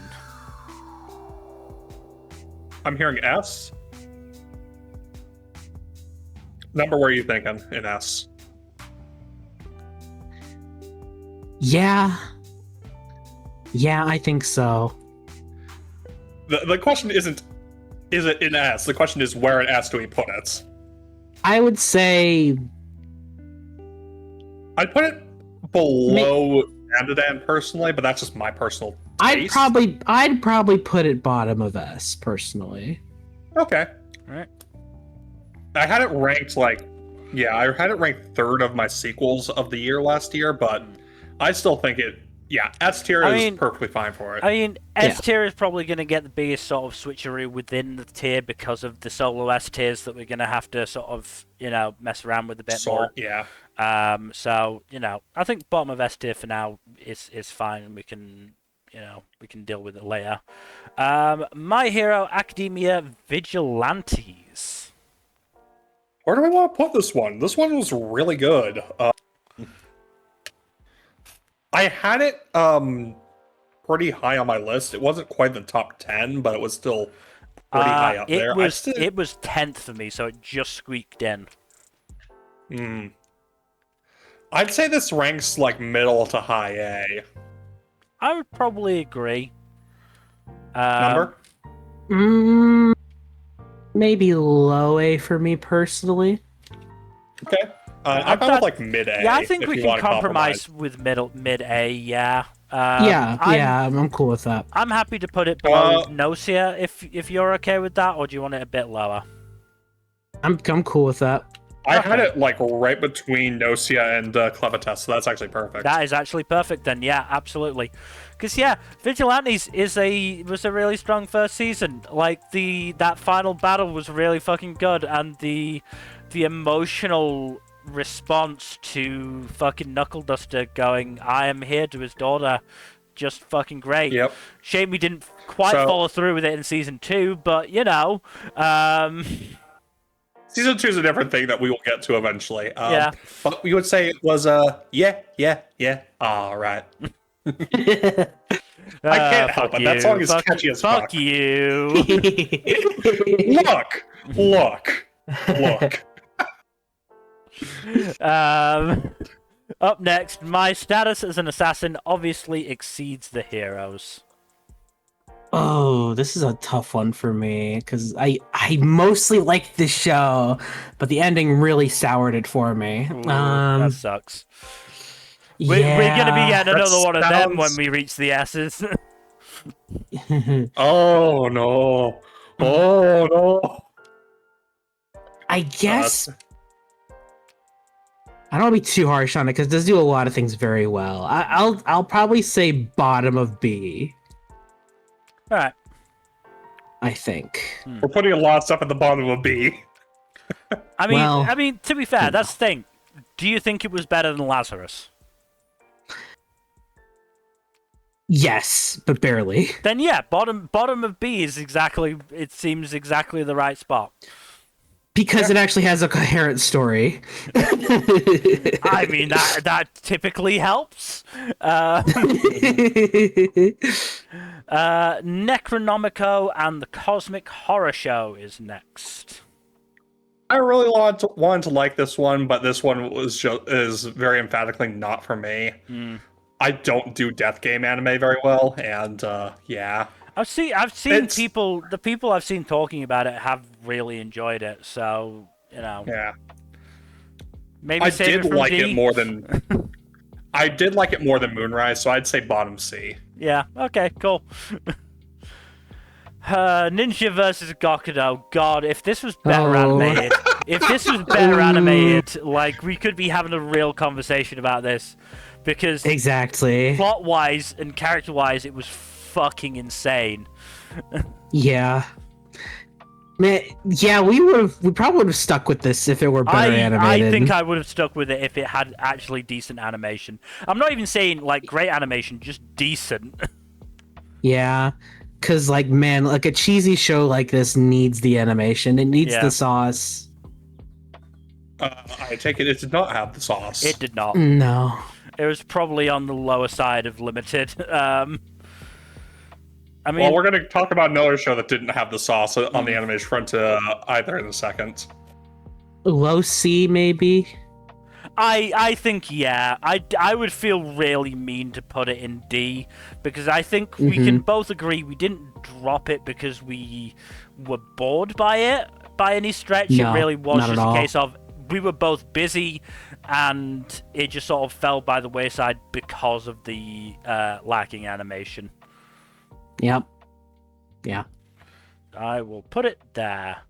Yeah, limited animation, Night of the Living Cats. Oh boy, this was not a good looking show. It was fun, but it was also one of those that just like had one joke and just ran with it the entire time. Granted, it was a much more variable joke than some other examples It of managed that, to work with it a lot better, yeah. It helped that was a joke that lent itself to greater variety. I mean, similar to Dark History, this is another one where I switched to the dub midway through. The dub was fun, right? The dub was quite fun. You know, it had, if I remember correctly, it had Jason Douglas as, I think, the main character. Oh, damn. Who is, Beerus. Yeah, no, that's a good poll. It's a really good poll. There was a couple of others that I think I remember. I think Bryna was in it, actually. Yeah, Bryna was in it. Which I always like. I love Bryna. Oh god, that's right! Fucking Lou Temple was in it. Who I know from The Walking Dead. Fucking hell. Okay. I still think this goes in C tier, but like, this is still a fun show. Funnily enough, Jason Douglas also in Walking Dead for a little bit. I mean, he died, but, you know. Most people die in Walking Dead. Oh, yeah, they made them. the fucking talking cat Sabbath. Amazing. Amazing. The cat that just talked in the cat that talked in action movies cliches was Sabbath. I forgot about that. Yep. That is perfect, actually. That might get it a little bit up a couple of places. I still think this is in C tier. No, it's definitely in C tier. It's not going higher than C tier. But I would probably, I want to put it above Nmbr. Yeah, no, I am completely fine with that. I think I just have it like a couple places below Dark History anyways, so... Yeah, no, I think there is fine. I forgot about the Sabbath cat. God, that's amazing. Okitsura fell in love with an Okinawan girl, but I just wish I know what she's saying. So, I enjoy this well enough. It does have a little bit of limited animation. I love the Okinawa culture facts. Those are really nice. Do I think it was better than Lazarus? I love that we're just doing that at this point now. I mean, yeah, that's what it's there for. Yep. No, it's not. It is a rom-com, so it's not going to have any of the. It's not really comparable to Lazarus in many ways. So I'd have to compare it to like the rom-coms in like B tier, basically, because that's where we have most of our rom-coms. I'm pretty sure. I think, maybe we have a few of them in there. Yeah. Yeah. I don't think it measures up to any of them. Is the issue. Like, I mean, how would you compare it to G-Quux? How would you compare it to Dark History and C? I ranked it below most of those. Yeah, I'd put it right next to Dark History. I'd put it above Dark History because I at least finished Okitsura.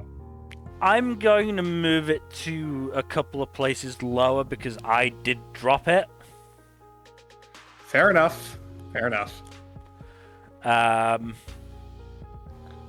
Like it was Gonna say the same. it was an okay enough premise, but yeah, just sort of, I just couldn't really get into the characters as much. Yeah. Once Upon a Yeah. Witch's Death, You also didn't finish this one. I did not. Though, I think this was a case similar to whatchamacallit, in which you didn't finish it, but not because you, like, actively dropped it. I mean, I was starting to lose interest a bit towards the end, and that's why I sort of didn't put in the time to catch up. I probably could have done if I had, but like this was definitely a show that I just sort of went, okay, well, I'm busy enough trying to catch up with everything else. I'm not that invested in it. I don't think it was necessarily. I don't think it was necessarily a bad show. I've got it above a lot of the other stuff that I've dropped. I'd say this goes somewhere in C tier, probably. I would probably say on the lower end of C. I've got this below Ninja vs. Gokudo. I mean, I have this above Okitsura and Dark History, so... I mean, we can compromise with a round Blue Miburo. Yeah, do you want to put it above or below Blue Nmbr is the question. I mean, I finished Blue Miburo. Fair enough. Well, I'm fine with putting it down there. Alright. Okay, this is gonna be weird, because, like... Well, I'm we've going got to the end watch of One Piece Season 1, baby! Holy shit! Holy shit! Damn, that's a hell of a first season. Yeah. So on the one hand, I'm the one who actually watched the anime of this, but at the same time, both of y'all are familiar with what was adapted. Yes. Yeah. And Egghead arc is one of the best arcs in the series. It is. It's Egghead. It's not really surprising, and from what I've seen, it was adapted very well. So it looks gorgeous throughout. It had 3 fire openings, including the 2 that were first started this year. I can't call this a solo S, really. If I wanted to, I want to put this in S, but I won't force it if y'all. I'm not gonna argue against it being an S. So here's the thing: Lucci was a big part of this, so I think it should go down a tier just for that. No, I'm happy with it. S. I'm happy with it in S. Wow! I just had hater. to. Absolute hater. I just had to make the joke. I had to. In fact, I would put it above MHA. Yeah. Again, we're probably gonna switch S up a bit more anyway. So we're gonna shuffle stuff around. Yeah. So I think there is fine for now. But yeah, I had to make the Lucci joke. Oh God. Okay. Oh God, this is a plummet. One Punch Man. Plummet. Season 3. This is the only sequel I dropped last year. Like, I watched some really garbage, well, not garbage, some really trashy and or weak sequels last year. This is the only one I dropped, which says a lot. Do I want to put this in E? Do I really want to put this in E? I mean, I think it'd be very funny for it to be an E. Put it this way, looking at the list, I struggle to see what else would go in E. Then maybe 1 or 2 shows, certainly not on my end. So I think if we don't put it in E, nothing's going to get put in E, and that tier will just go away, which I am okay with if you really don't want to put it in E. But I am saying that it would be nice to get some E representation in here. Let's put it in E for now. If it's the only thing there, we'll just move it to the bottom of B, of D, rather. I mean, yeah, I was about to say that's a big jump. Yeah. Onmyo Kaiten Rebirth Verse. This was a dumb show that I actually sort of enjoyed. I feel like every year there's one of these shows that I watch that I'm just like, why did I finish this? Oh yeah, that's why. and I would say this is definitely on the upper end of those shows, because this did actually have some fun to it. It helped that it was dubbed. I enjoy watching dubs. I still would not put it any higher than C. In fact, I have it below Night of the Living Cats, so that's where it's gonna go. No, actually, for action hero Sabbath, I will keep Unmeal Cat below Night of the Living Cats. Or about/on the movement of the Earth, because I can never remember which one is correct. Core 2. On the movement of the Earth. Yes. Fuck. So this one is a weird one because on the one hand, like 90% of the second core is just absolute fucking fire, and the last two episodes are really weird. Most of it is S tier material, and then that final 2 episodes is like B tier for me, at least at best. Yeah. I'd say that's a little bit harsh, but I understand where you're coming from. I'd genuinely didn't like it. I really didn't. Yeah, I got what it was going for, but it was still awkward, I think. I'd say either top of A or bottom of S. I personally would say bottom of S, but that's me.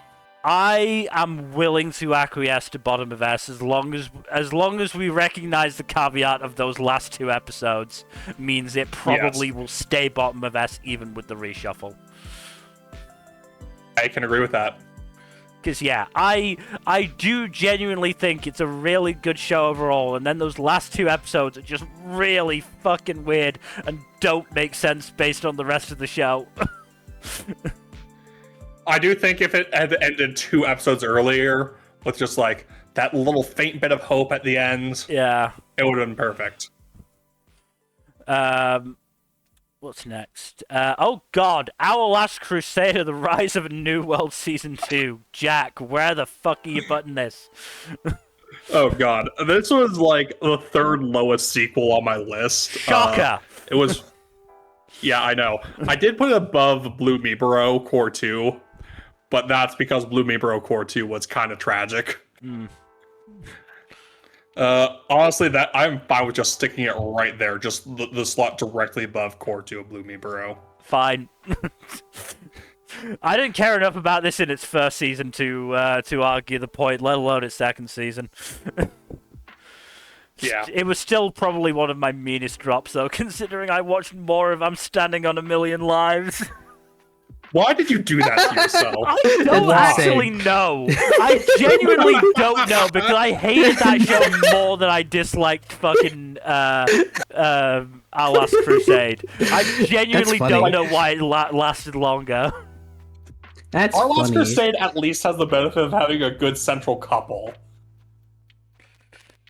I think I agreed, yeah. I genuinely don't know. That is my answer. I don't know. Maybe it was the fucking pandemic madness.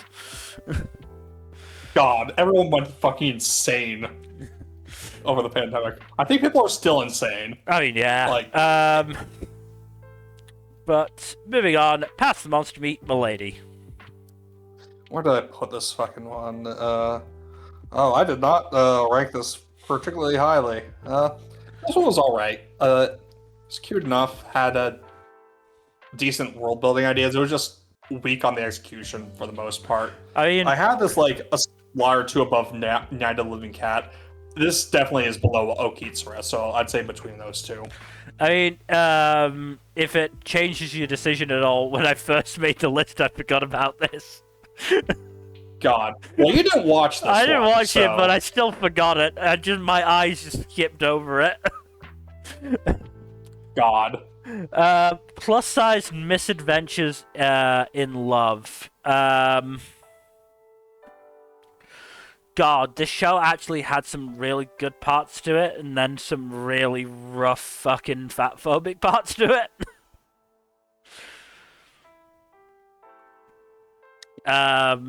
Like, overall, I definitely enjoyed it to the point where I was really disappointed with where they ended, because I wanted to learn more about the central mystery of it.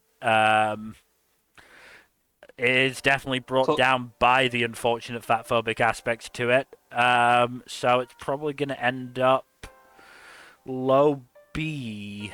Well,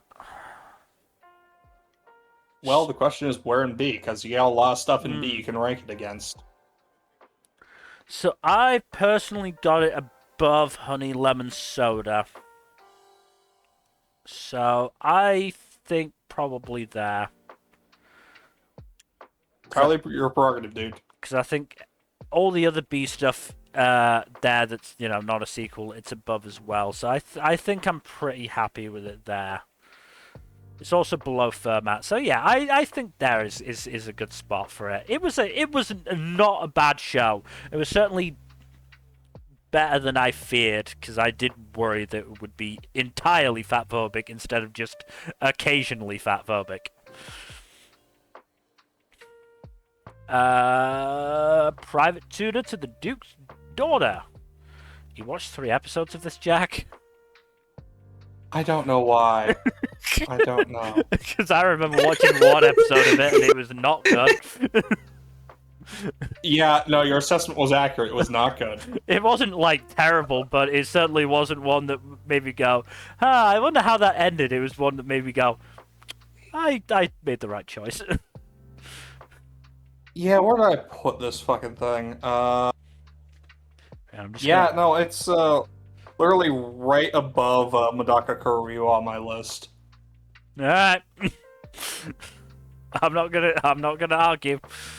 Ranma 1/2 Season 2. So on the one hand, this season has the worst fucking character in the entire series. Mm-hmm. On the other hand, most of the other stuff is pretty good. Most of the other stuff is probably the best in the show as a whole so far. Yeah. The question is, where do we put it as a result of that? Because, I'd say mid to low A personally, but I'm also biased, so. yeah. Mill, you also dropped this. Yeah, it was a thought I was having at the end of season 1 anyway, and the first episode or 2 of season 2 didn't sort of do enough for me to justify me continuing it. I'm personally fine with putting it at the bottom of A as a compromise. I mean, I'm not gonna try and influence the decision drags too it much down a lot. But yeah, I would emphasize the fact that Haposai is a thing. His existence drags the show down like a fucking anchor around its neck. Yup. But luckily, he only appears in 2 episodes, so. I mean, think it's 3, but yeah. Two or 3 episodes too many, considering they have already skipped stuff and they could have skipped him. There might be a plot reason why they couldn't, to be honest. But yeah, bottom of A, I'd say. Okay. If we're gonna compromise. Okay. Rascal doesn't dream of Santa Claus.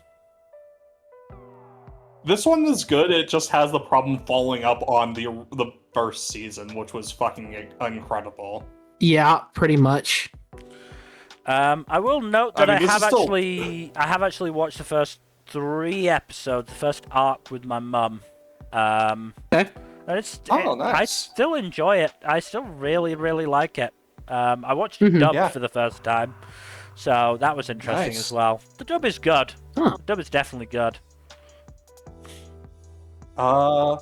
Yeah, no, this is still really good. I'd say pretty high up at A, if I'm being honest. Yeah, I agree. Let's see, I have it above Daima on my list. So y'all are good with that, somewhere around there. I'd say that's a pretty good place to put it. I mean, I haven't watched it, so I don't have an opinion. Fair enough. Sorry, just give me a second. Just plugging my phone in because it's 19%, and I need it at 100 when I go to sleep. ReZero, starting life in another. How did that happen? That should not be that way around. Sorry. Reborn as a vending machine. I now wander the dungeon season 2.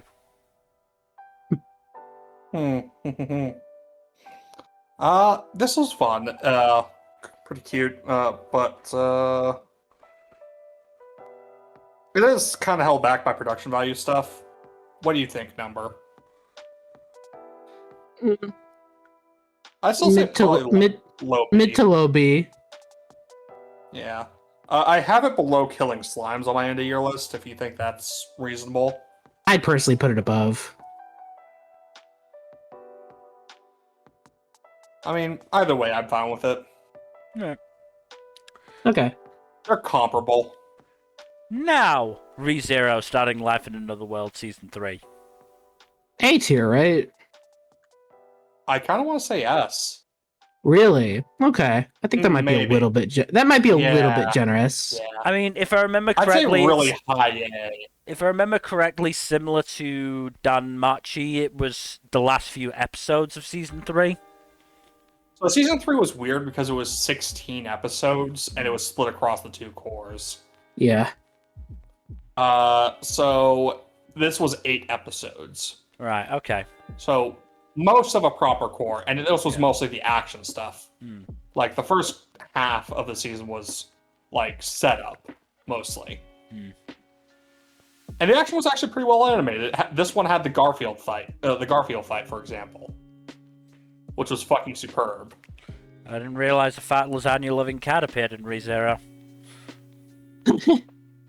You're not the first person to make that joke. Of course I'm not. It's low-hanging fruit. I mean, I'd still say A. Where do you want to put it in A number? Near the top, personally. I can agree with that. Above or below Ninja and Assassin? Above. Okay. Yeah, I'm fine with that. Oops. Scrolled on the wrong thing. The Red Ranger becomes an adventurer in another world. This was just plain fun. Yeah. I like the show a lot. Production values drag it down a little bit. Yeah, I'd say probably like a low A, high B. Yeah. Probably lean more towards high B. Yeah. I'd say so. Yeah. Where I would definitely put it above Anne Shirley. I personally might put it top of B. Yeah, I think I have it above Food for the Soul, so yeah, I do. So yeah, top of B. Alright. Rock is a lady's modesty. This one actually made my top 10 of the year. I'd say it's a pretty solid A. Yeah. I don't know where I'd put it though. I'd still probably put it below Clivites personally. I put it fairly high above Clevitas. Really? Okay. I'd probably put it. Would you be okay with putting it around Daima? Sure. Do you care above or below? I'd prefer below. Okay. Right. Oop, God, did I just change something? I may have changed something by accidentally clicking. I don't think I did. You did. You shifted Red Ranger somewhere. Oh God, where did I shift Red Ranger? It's right next to Blue Lock. There. My bad. How'd that happen? I clicked as I was scrolling down. Ruri Rocks. This was a fun one. It was actually an example of Studio Bind using their power for good, not for evil for once. Yeah. I'd personally put it low A. It was really good looking. It was one of the more gorgeous shows of the year, for sure. I'd still... I did put it below Food for the Soul. Not by that much, though. I'd probably say bottom of A is reasonable. Okay. Studio Bind straining harder to not make it weird than that one girl's shirt buttons. Look, at least she's a grown-ass adult. Yeah, no. Yeah. That's why it's not weird. Sakamoto Days, both Core 1 and 2. Sakamoto Days was a really fucking fun show. It is. Having rewatched, so I'm rewatching it with my mum, and we're currently up to the end of the first phase of the exam. Oh, okay. So having rewatched it, I would still say that last part of season 1 of Core 1 and that first part of season 2, at least certainly the apart backstory stuff, is definitely, we can pull Sakamoto Days down. That I'd say said, probably the like rest of it is low still A, high B. very good. Yeah. So I've got it at 17th, just above My Awkward Senpai. I have it right below Aunt Shirley in 20 seconds. So there? Like, but either above or below Bureaucrat to Villainess? I put it above, personally. Yeah, okay, I'm happy with that. I think that's fair. Yeah. It is held back a little bit. If it had better production values, it would definitely be an A. It doesn't have bad production values, to be fair. It True, just but, doesn't like, have the sort of. It just doesn't have sort of the big money shonen visuals. If it had the same sauce as Demon Slayer or JJK, it would be an A tier at least. Probably, yeah. Like I think oh god, who's the studio? Bandai Namco? Am I thinking right? Is it Bandai? I thought it was, but I might be wrong. I might be misremembering. Feel like it was. Let me look. I'm gonna look right now. I feel like it's TMS. TMS. It is TMS. It's TMS. That's it. It's TMS. Let's go. I'm good at this. Hey, TMS also does your favorite show, Rent a Girlfriend number. Oh, shut the fuck up. I'll kill you. Oh yeah, that's getting a 5th season some fucking how. Yeah, of course it is. But Gotta yeah, pay the bills somehow. But yeah, for How does that make money? TMS is not, it's not a big Sakuga studio, but I think it is probably on the upper end of their like visual quality. Like there's some really, really good shots in Sakamoto Days. Some really nice cuts. Like I said, it's not bad by any stretch. It's just if it had the sauce that JJK or Demon Slayer or anything like that did, it'd be a tier higher. Probably. Absolutely, yeah. But up next, speaking of good visuals, Sanda. What did we do to deserve Science Saru? I also believe I mentioned another show where the ending, obviously not as badly, but dragged it down some. Hi, Sanda. The ending wasn't bad, but it wasn't good. Yeah. Like, I'd say this is still a really good show, one of the best. I think the ending is probably enough to take it out of S. Oh, absolutely. I am perfectly fine with high A, though. I would still say high A, if not top of A. I would put it below Fragrant Flower at the very least, but I'd still put it like upper third of A. Just below Fragrant Flower is where I've got it. So I would not mind that. I would also not mind moving it up to just above if that's if you would really fight for that number. I'm okay with that. Okay. I'm not gonna fight against that. Because it's really fucking good. It is just the fact that I love that show. The last thing that we fucking see of Sanda is the not great ending. A not very good fight and kind of an emotional moment that doesn't really have any sort of conclusion. That just doesn't get enough time given to it. It just needed an extra episode, and it probably would have managed to make it to S. Yeah. Ah well. Scooped up by an S-ranked adventurer. Again, slightly questioning look at you, Jack. Mediocre. Sorry, that's my best. No, that's not a good Morton Joe impression. I'm sorry. to all 12 Immortan Joe fans out there. But yeah, I'm gonna guess I'd probably D for put- dropped, somewhere in there. Yeah, deeper drops. I have it like right above Private Tutor. This is pretty inoffensive, honestly. It's just boring. One you're gonna have a lot more to say positively. Secrets of the Silent Witch. I unfortunately, as I said, S tier. I agree. S tier. Jesus, One of the best okay. shows of the year. Top 5. Peak. Go. Yes. And Uh, it's so good that it's made actually getting the white novel volumes very difficult for some reason because it's just sold out everywhere. Wow. So Okay, that's You pretty might just good. have to resort to ebooks number. Ebooks don't go on my shelf, Jack. I like having things on my shelf. I would like to do that too, but I don't have shelf space. No, That's why I buy a new shelf. I completely get the Loot Goblin desires. I say looking at my two bookshelves pretty much full up with manga.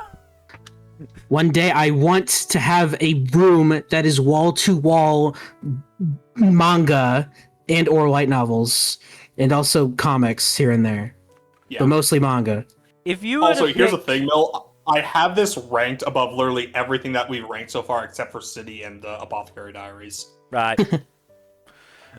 So I would where would you legitimately put it right below Apothecary Diaries. Shoot, I don't know. I'd probably put it above City. All right. Yeah. You know really what? I will move it up to above Apocalypse Hotel. Ooh, okay. Again, thinking that Apocalypse Hotel is most likely going to move up to Anime of the Year, and it'll end up just above City anyway. But you know, Yeah. me trying to reach out a little bit. Yeah. I am honestly very sad that you didn't get around to watching this I know. I did. Like, at the start of the week, I was like, okay, yes, I do need to do this, and I will try and fit it in. And then I started my fucking catch-up for this season, and just generally life stuff happened, and yeah, I just didn't end up having the time.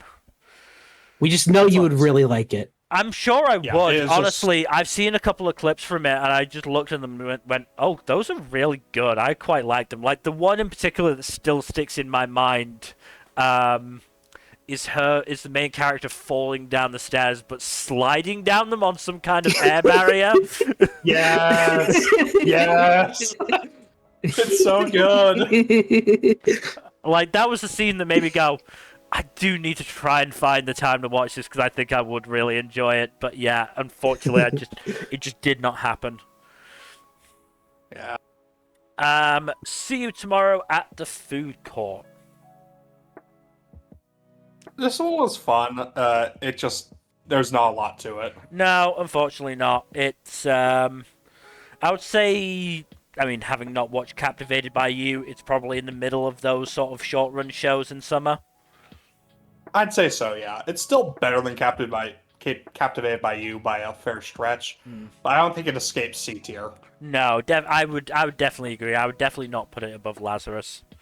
I mean, again, I have it like only a couple spots below Lazarus on my list. I have it quite low, but again, I was probably a bit too harsh to those two short run shows I watched. So yeah. So I would probably put it personally between Nmbr and Night of the Living Cats for me, so... Well, I put it above Okitsura and Past the Monster Meat, so yeah, that's so fine. I think there is good. It definitely had some good stuff, and it had some not amazing stuff as well, so yeah. Shabake, which I dropped like 3-4 episodes in. I can't remember how far in I got. I think it was only 3. Another addition to drop tier, excellent. Yeah. Oh god, this was second from the bottom. Was Dekken no Mogura? What was at the bottom for you? Dekken no Mogura. So yeah, I'll chuck it there. I don't really have anything else to say. Shangri-La Frontier Season 2. We're getting season 3 in the near future, so I'm excited for that. Yeah, If we just didn't got. have- we got that key visual, which is nice. Yes, it's coming. I can't wait. I got my partner to watch it too, and he loves it. Excellent. If we hadn't gotten that season 3 announcement right at the end of season 2, I would put this substantially lower than I am about to suggest. Oh yeah, absolutely. Another one with a bit of a rough ending point, I'm guessing. It is a very abrupt cliffhanger. Literally the start of like a big battle. Like the start of a big arc, like 2 big arcs that are occurring simultaneously. Yeah. Like, really awkwardly placed. On a scale of We 1 got to a season on a scale of 1 to Kaiju number 8, how bad are we talking? like an 8. Okay. Yeah, it's pretty bad. So let's see, where did I put this? I put it, funny enough, I did put it near Kaiju number 8 on my ranking. Where I still think it's definitely A tier, for sure. I think I'd put it right above Kaiju number 8 personally. Yeah, no, that's completely fair. Like literally right above it. Okay. Kaiju number 8 is a little bit better animated, but Shangri-La Frontier is just plain fucking fun. Also, again, I think Kaiju number 8 technically did its ending worse, so... Yes. No, agreed. Yeah. Shoshimin, How to Become Ordinary Season 2. Man, I actually really liked Season 2. Like, I genuinely thought it was really well done and really well handled. So I'm actually going to be putting it in A tier. Damn. Glad you liked it. Yeah. Like, look, I'm always gonna give extra bonus points to a season 2 or beyond that takes what was good in season 1 and improves upon it. Because I think that's like, I do feel like that's the least you can ask for a season 2. And yeah, I would argue, I don't think many season 2s necessarily get worse than season 1, but I would say a lot sort of hold their ground. Yeah. Or maybe add new stuff, whereas Shoshimin managed to add upon what it originally had in season 1 while also adding some new stuff as well. So yeah, I mean, I have this in 6th on my sequel list. I have this above Blue Box. I have this above Spy Family. I have this above Kaiju number 8. Fucking hell, man. So I'm gonna put it just above Kaiju number 8. Okay. Okay. Because I genuinely really like this season 2. Also, I noticed the smoke and fire in the background. That's just nothing, right? That's just symbolic, right? No, I mean, the first arc of the season 2 was an arson arc, so, yeah. I was joking. I figured it was something actually crazy. Yeah, I mean, that first arc was really, really fucking good. It was probably maybe the best arc of the show overall. Like, I really, really enjoyed it. And I really enjoyed, the reveal episode at the end of it. Especially considering it turned out that the guy I said was really shady turned out to be the one who was the arsonist. Nice. Well, I'd never actually properly accused him. I was like, he feels shady to me. I don't know what it is. Maybe I'm being mean to him, but he feels shady. And then I was like, oh shit, he is the arsonist. I was right to vibe check him. Was he the real Slim Shady? He was pretty slim and he was pretty shady, so I'd say he was on the right level. Moving on to somebody who's not fucking slim, the Shy Hero and the Assassin Princesses. Dude's a fucking absolute unit. I mean, it's rare that in a show like this, the male character has a bigger chest than any of the female characters. Yeah. Unfortunately, the show just wasn't doing it for me, so I dropped it. Where did I put it? It wasn't outright objectionable or anything like that, outside of maybe some fan service stuff with one of the girls. the big, the one with the tickle bitties.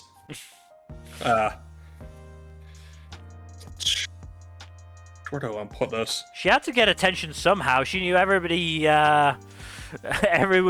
everyone else would be paying attention to the male main characters, big natural milkers. Ah, yes, the Dionysus Big Naturals. I see you two are man of culture. So where in Deepa dropped? Let's see. I have it between Moonrise and Scooped Up, which does not help narrow it down at all. No, there's a fair bit of gap between those two, yeah. I put it right below A Hotel in Humans. Alright. This is just me being, fucking me wanting to talk about this more. Skate the Infinity extra parts. Hey, it was really good. It was, for a single episode OVA, it was really good. It was really nice to go back to these characters. Yeah. Even the Adam and Tadashi bit, which, those two are not my favorite characters in the show. I really enjoyed it because it was really fucking funny. Yeah, it was very funny. I liked it a lot. It was so fucking funny seeing Adam doing all this stuff while Tadashi was still asleep. I mean, I don't think I can justifiably put it higher than fucking B, but I'd probably put it like next to Licorice Recoil since Yeah. it's a similar vein. I'm only putting it above because the Reki Longa and Mia segment had Mia teaming up with Reki's sister, which is something that happens in a lot of the fanfics I've read, and I really love. That's very funny, but there's also, don't forget, the ED. The ED as well was so fucking good. It was so good. Yeah. Again, that fucking season and its EDs. I still have, was it that season? No, it was a season before. Still. Anyway, so you're raising a warrior. Actually, I only watched one episode of this. Oh, did you? Oh god, I didn't realize. I thought you'd watch more. Yeah. No, Actually, I just, I didn't really like it. I'm trying to remember. We discussed it on 3-episode check-in because it premiered really late, but it dropped 3 episodes at once. So, here's the thing. I think when I saw it on the 3+ episode check-in, I said in my brain, it probably shouldn't be included because I'm pretty sure it just premiered late and that's why it's here. And then my hand moved without my brain thinking about it and added it to the list. So, I mean, we'll put it just down here and we won't do anything with it. Which means we're up next. Solo Leveling Season 2 Arise from... Hit a shame. No. That's mean. That's mean. Arise from the Shadow. What are you thinking, Number? It's... I do think it is a substantial improvement from Season 1. It is. And it looks gorgeous. It is a very pretty looking show. I would not put it above B, I don't think. No. I'd say high B for the production values just because, but yeah. I don't think it's story and characters are still pretty fucking lean. Yeah. It is very much Unga Boonga power fantasy bullshits. Yeah, which it has its place. But so to be fair, would from Fire Force be a good bar for it, like judging relative to that? I'd probably put it above Blue Lock. Blue Lock, okay. Yeah. I mean... Yeah, that's a good ballpark for it, I'd say. I mean, from what I know of Solo Leveling, it probably is on the sort of higher end of the Unga Bunga power fantasy shows.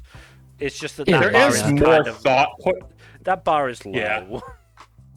There is more thought put into it than most of its imitators, but again, that bar is in hell. Yeah.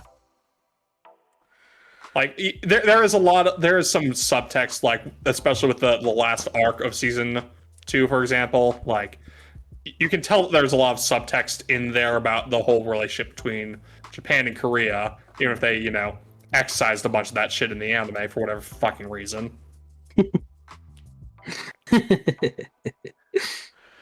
I'd say parenthetically. Sora Iro Utility. This is a very fun show. God, I remember loving this show, yeah. So on my list, I've got it between Sanda and Sakamoto Days, which obviously on our list is quite the big gap.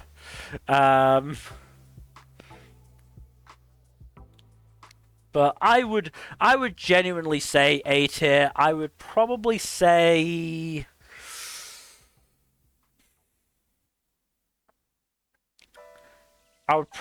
mid A tier. I don't have an argument for against that, so sure. I mean, I enjoyed the show enough for that. Yeah, where would you put it number in relation to like Star Brighter Than the Sun and Digimon Beat Break and that sort of territory? I'd put it below both of those. I'm fine with that. Because, yeah, it was a really fun show. I still remember that gag where, God, I don't remember names, but the main character was looking for, like, a special technique, and the three old dudes all fucking injured themselves and had to have an ambulance called for them. Like, it was just so funny just seeing the first one happen, and then the second one stepped up, and you just going, like, they're not going to do it again, are they? Oh, they did it again. Third guy stepping up. Oh, God, it's happening again. Please don't. You've seen the first two. Please learn from their mistake. Nope, you've done it again. Also, that weird episode... It's very funny watching people injure themselves. That weird episode where... No! I remember now! The final guy didn't even do a move. He just injured himself remembering the move. Yeah. He didn't even get to do it. There was also that fucking episode where they played against the owners of like the sportswear store. Yes. It was so well animated for how dumb it was. They just randomly had this one dude who was super buff and therefore could drive like 300 yards. But then he threw his back out doing it as well. Oh God, it was Sounds like y'all enjoyed it. It was such a good funny show. Yeah. It was a quality it's original. Very good. It was a quality original. Oh God. Yeah.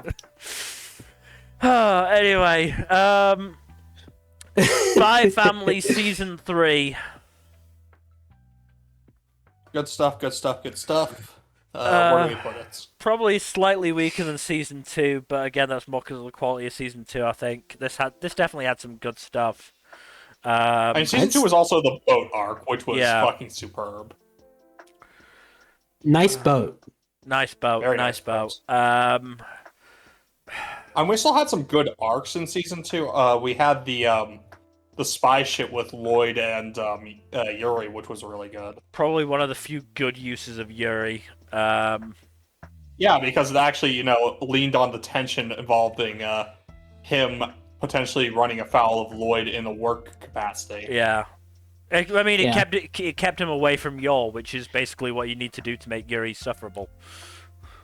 God, I remember. I just remembered. I remembered watching like the last episode of the season, going, "Wait, that's it? Wait, where's the next? Oh no!" Yeah. It was so abrupt for me. Oh yeah, this one also had Lloyd's back. Oh flashback. God, yes, it did, didn't it? It did. Yeah. Lloyd's flashback, Blood to Desmond, and the Red Circus arc were all this season. Okay, that's actually really good. I may have been a bit mean in where I put it. You memory hold it. Yeah. You fucking memory hold it. Yeah. Yeah, I was really mean to it. I don't know why. It's because those arcs make me think. I don't think quite S tier, but I definitely think high A. It's very high. This is like some of the best stuff in the manga. Yeah. Wow, I really was mean to it. Maybe I was just feeling contrarian when I ranked it. I don't know. Maybe. I'd say high A. Honestly, above Blue Box at the very least. I mean, again, Probably higher. Let me double check. where would you put it in relation to Ninja and Assassin, to ReZero? Oh, I to had it above Showbiz? 100 girlfriends. Oh, damn. Oh, New top of A then, I Yeah. think. Top of A. yeah, I think that's fair. Yeah, I'm honestly fine with it. As said, I don't think I could quite put it in S, but I'm definitely fine with top of A. Yeah. It is a really fucking good season. Yeah, no, it's a really good show. Oh god, season 4 is gonna be fucking nuts. Yeah, it is. Star Wars Visions Volume 3. So this one was weaker than season 1, than volume 1. Partially because it relied a little bit on sequels Yeah. to volume 1 stories. And of course Still we a don't good season. Of course we don't talk about Volume 2. No, it's not anime. It's so not it's not anime, real. so we can't talk about it here. No. Still so fucking God, dumb. Mal is so fucking Just stupid. really annoys me. Blame Mal for being a bunch of dipshits. I know, I do. But it just, for some reason, it just really irritates me. Anilist at least makes mention of Volume 2. It's like, Yeah. hey, Volume 2 exists. It's technically not really anime, so we can't put it here, but it does exist. It's a Yeah. thing. Whereas Mal just fucking ignores it entirely because they're a bunch of jackasses. Yeah. Anyways, I'd say this is probably like a low A, high B type situation. Yeah, I'd probably put it like maybe bottom of A. Seems reasonable. Alright. The summer Hikaru died. Do I want to advocate for S tier on this one? This forget- is A for sure. I would agree with definitely A. Did you end up watching this one, Number? I did watch a fair chunk of it. I never finished it though, but I did enjoy what I watched, and I'll probably finish it eventually. Just got busy. Yeah, pretty much. And I love know you schedules. struggle with Netflix shows, which Yeah, fair. Netflix Netflix is ass. a weird one. yeah. Unfortunately, JoJo is on Netflix now. Don't even get me started on fucking Steel Ball Run. Oh my god, jeez. Isn't We it? don't even know a proper release schedule on that one. I mean, is Which it is at why? least releasing weekly? I thought I saw that. We only got the No. first episode, No? and we don't know when we're getting episode 2. There was an Oh, interview okay. with the director. And they asked, "When can we expect the next episode?" And they're like, "Oh, I'd like to see it too, but I don't know." Oh, okay, that's weird. Well, That's we'll really let weird. you know. Let me look at exactly what he said, because like the implications of that. Where But is Netflix it? has released absolutely fuck all in the way of information on it. Okay. I want to see it soon too. When will it be? I don't know. It takes a lot of time to just make one episode, but production is going smoothly, and I'm looking forward to seeing the finished episode as much as you are. Which So it's not even done yet? Okay. the finished episode, which implies that they are doing this one at a time. Yeah, that is wild. That is What the That is fuck, David insane. Productions? Yeah. What the fuck? It was a double-length episode at least, so that's something, but still. Yeah. Wow, it's- that is actually so surprising. Wow. Oh my What god. the fuck? Oh boy. Okay. Summer Hikaru died. So I had it around Nocia on my final list. I had it Uh, just below Vigilantes, just outside my top 10. Yeah, this one was also just like a couple entries outside my top 10. It was right below Flagrant Flower. Like honestly, this Uh. is so. Here's the thing. This is a type of show that I don't vibe with very well. I mean, comparing it Because it's to horror. yeah, I mean, compare it to This Monster Wants to Eat Me, which is obviously going to be in a few entries' time. Like that was definitely one that I struggled to vibe with. But Summer Hikaru Died, I definitely vibed with more. And I definitely still enjoyed more, which I think speaks to the quality of it, personally. Completely fair. It's an A tier for sure. The question is where. So yeah, so I've got this at 11. So I've got this at above Fragrant Flower and Sander. I have this below. I have Sander a fair bit below, but I have this below Fragrant Flower as well, and above Nocia. I would put it below Rock is Lady's Modesty though, because I liked Rock a lot more. So I'm fine with putting it like right there if you're good with that. Okay. Like, it's still really good. It is like no, I'm okay with that. Yeah, I'm okay with that. the problem as A tier gets bigger, it's just like these shows are all good. Yeah. How do they compare to each other? It's like, I mean, it's all relative, isn't it? Because it's still Yeah. probably in the top 1, 2, 3, 4, 5, 6, 7, 8, It's rows of 9, 11. 10, 11. So 22, 23, 24. It's still just Top about in the top 25. 25. Obviously, it'll probably fall out. There's still some really good shows to come, but you know, top 25, top 25, top 25. If I can talk properly, top 30 in a list of 130 is not bad. no, it's not bad at all. And like I just really remember really getting into the dynamic between Yoshiki and Hikaru, really getting into the mystery aspect of it. Like, yeah, it was a really good show. Even as a genre that I don't typically vibe with, it was really good. And it had fucking Yoshiki sticking himself in Hikaru's chussie, so you know, The fucking chicken scene. God. that was wild. God bless. It was Side Games, wasn't it? It was. Yeah, It was. God bless you, Side Games. Rumor has it that Side Games is also going to be doing Kagurabachi. Which if I remember right. I will be there for instantly. I was there for chapter 1. That is my claim to fame. Sword of the Demon God. Hunter, Kijin Gentosho.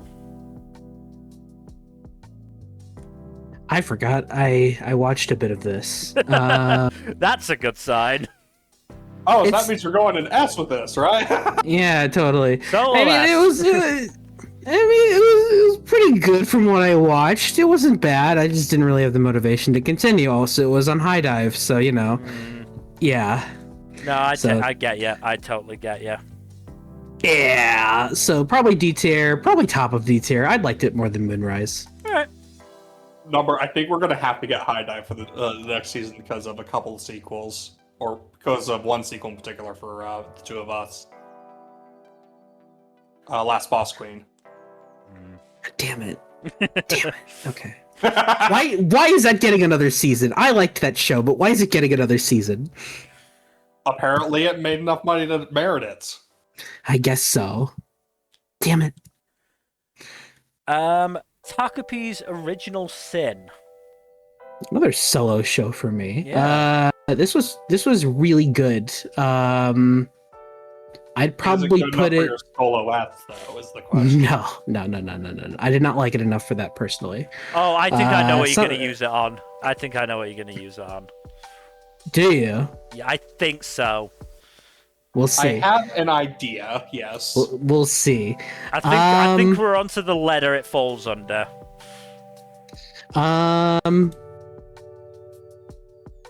I'd probably put it below Shangri-La Frontier, personally. Okay. So, mid-A, basically. No, you know what? Below Kaiju number 8. Okay. Too depressing? Yeah. That is fair. Understandable. Tales of Wedding Rings, Season 2. So I had this above Our Last Crusade, and this is one of those things it's trash, but it's fun trash type things. So yeah, I just put it right there, right above The Last Crusade. Okay, Tasakare Hotel.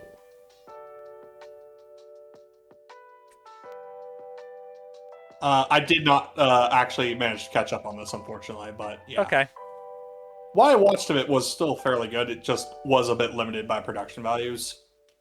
That's a fair argument. So what do you think, Mel? Because I absolutely loved this. I mean, again, I adored this. If it was my list, I'd be putting it in S, but I am okay putting it high A instead. You know what, Mel? I'm okay with S. Yeah, baby! Damn. Yeah! I absolutely fucked with this way more than I expected to. Yes! So I am, yes, I'm so glad. I think it's fine right there, right above Orb. Yeah, no, I'm absolutely not gonna push for it higher because as I said, I was not sure if I was gonna be able to, but I'm so happy putting it in S. I loved it so much. No, I loved it as well. It's fantastic. It's unique, and that ending was fantastic. God, yeah, so. those final couple of episodes, my God, they were so good. It was so good. Yep. Fantastic show. Oh, yeah, I love Tasakari Hotel so much. I love it so much. Same. God, I wish the game was actually properly, adapted and translated into English. Yeah. Oh well, that's what it is. Yeah, unfortunately. Teogonia. This one was all right. I'd say C tier between Witch's Death and Captivated by you. Let me recognize key visuals. At least this is alphabetical order to start with. Yeah. There's no freaking way I'll be your lover unless... This one deserves to be pretty damn high, honestly. I'd say A tier personally. Yeah. I liked it enough to read the damn light novels, so... Yeah. Plus, it actually fucking committed to the whole poly thing, which is I'll give it props. incredibly I'll goated. give it props for that. I will absolutely give it props for that. Not enough shows do that. Remember, when it comes to harem shows, a vote for polyamory is a vote for everyone. Yep. Literally. Yeah. I'd put it above Rock personally, but what about you, Jack? I had it below Rock, but I'm fine with putting it above. I did Okay. do my list before the special came out, so. Okay. Then yeah, I think right above Rock is perfect. All right. I know I watched at least I think 3 or 4 episodes of it, but I'm not gonna put my opinion in because it was one of those where I just didn't vibe with it rather than actively disliked. So. And that's fair. Yeah. Speaking of didn't vibe with it. This Monster Wants to Eat Me, which was a good show, but again, I just struggled with it a bit. Yeah. I mean, this one does have you marinating in grief and depression, so I can understand. Just like marinating that chicken. Hey, bring it back around! God. Oh, okay, I actually ranked this one right below Watanabe on my end of year list, but Watanabe does go up a few slots for committing to the poly, so... Alright. I'd probably say somewhere mid to low A on this one. I am personally going to vote for low A because of where I've got it, but I'm happy with it staying in A. Yeah. Where exactly do you want to place it number? You get the deciding vote on this one. I'd put it... I agree with low A. I'm looking at what I've watched in low A. I'd probably put it like... You know what? I'd probably put it like right below Kaiju number 8. Okay. I'm fine with that. Because right above Taco P, which is also a depressing show. Yeah, no. So we have the depression all together there. Birds of a feather. Yeah. Okay, To Be Hero X. Just gonna scroll. I don't think there's any dispute about this here. going into S tier. Yeah, I'm gonna push for S tier on this one. I don't think y'all No, will push back. That's fine. This was my anime of the year. I'm pushing Yeah. for it to the top of S. I Yeah. mean, look, I probably have it I have it lower than y'all, but I still have it in my top 10, which I consider S tier territory. So S-worthy, yeah. Yeah. you know, I'm absolutely not going to argue with S tier. I'm pushing for top of S personally, but I'm willing to accede to what I'm okay towards the top of S. I wouldn't argue it above Apothecary Diaries. Yeah, I'm fine with it being below Apothecary Diaries. Okay. Okay, I will agree with that. Cool. To Your Eternity Season 3, Core 1. Oh, this is totally gone S tier. Oh my god. No. I'm sorry, this is nowhere near as good as the best of To Your Eternity. No, it's not, and I do enjoy To Your Eternity a lot, but This is weak sauce compared to the first two seasons, unfortunately.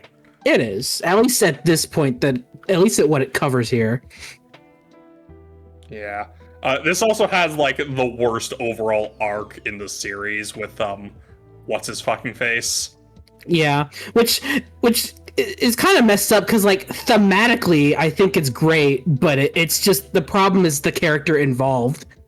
Yeah, the character involved sucks ass, which is unfortunate because But I get what they're going for thematically, but just does not work with this dude. if he was a normal dude and not a pedophile, it'd be fine. Oh Yeah. god, okay, what? I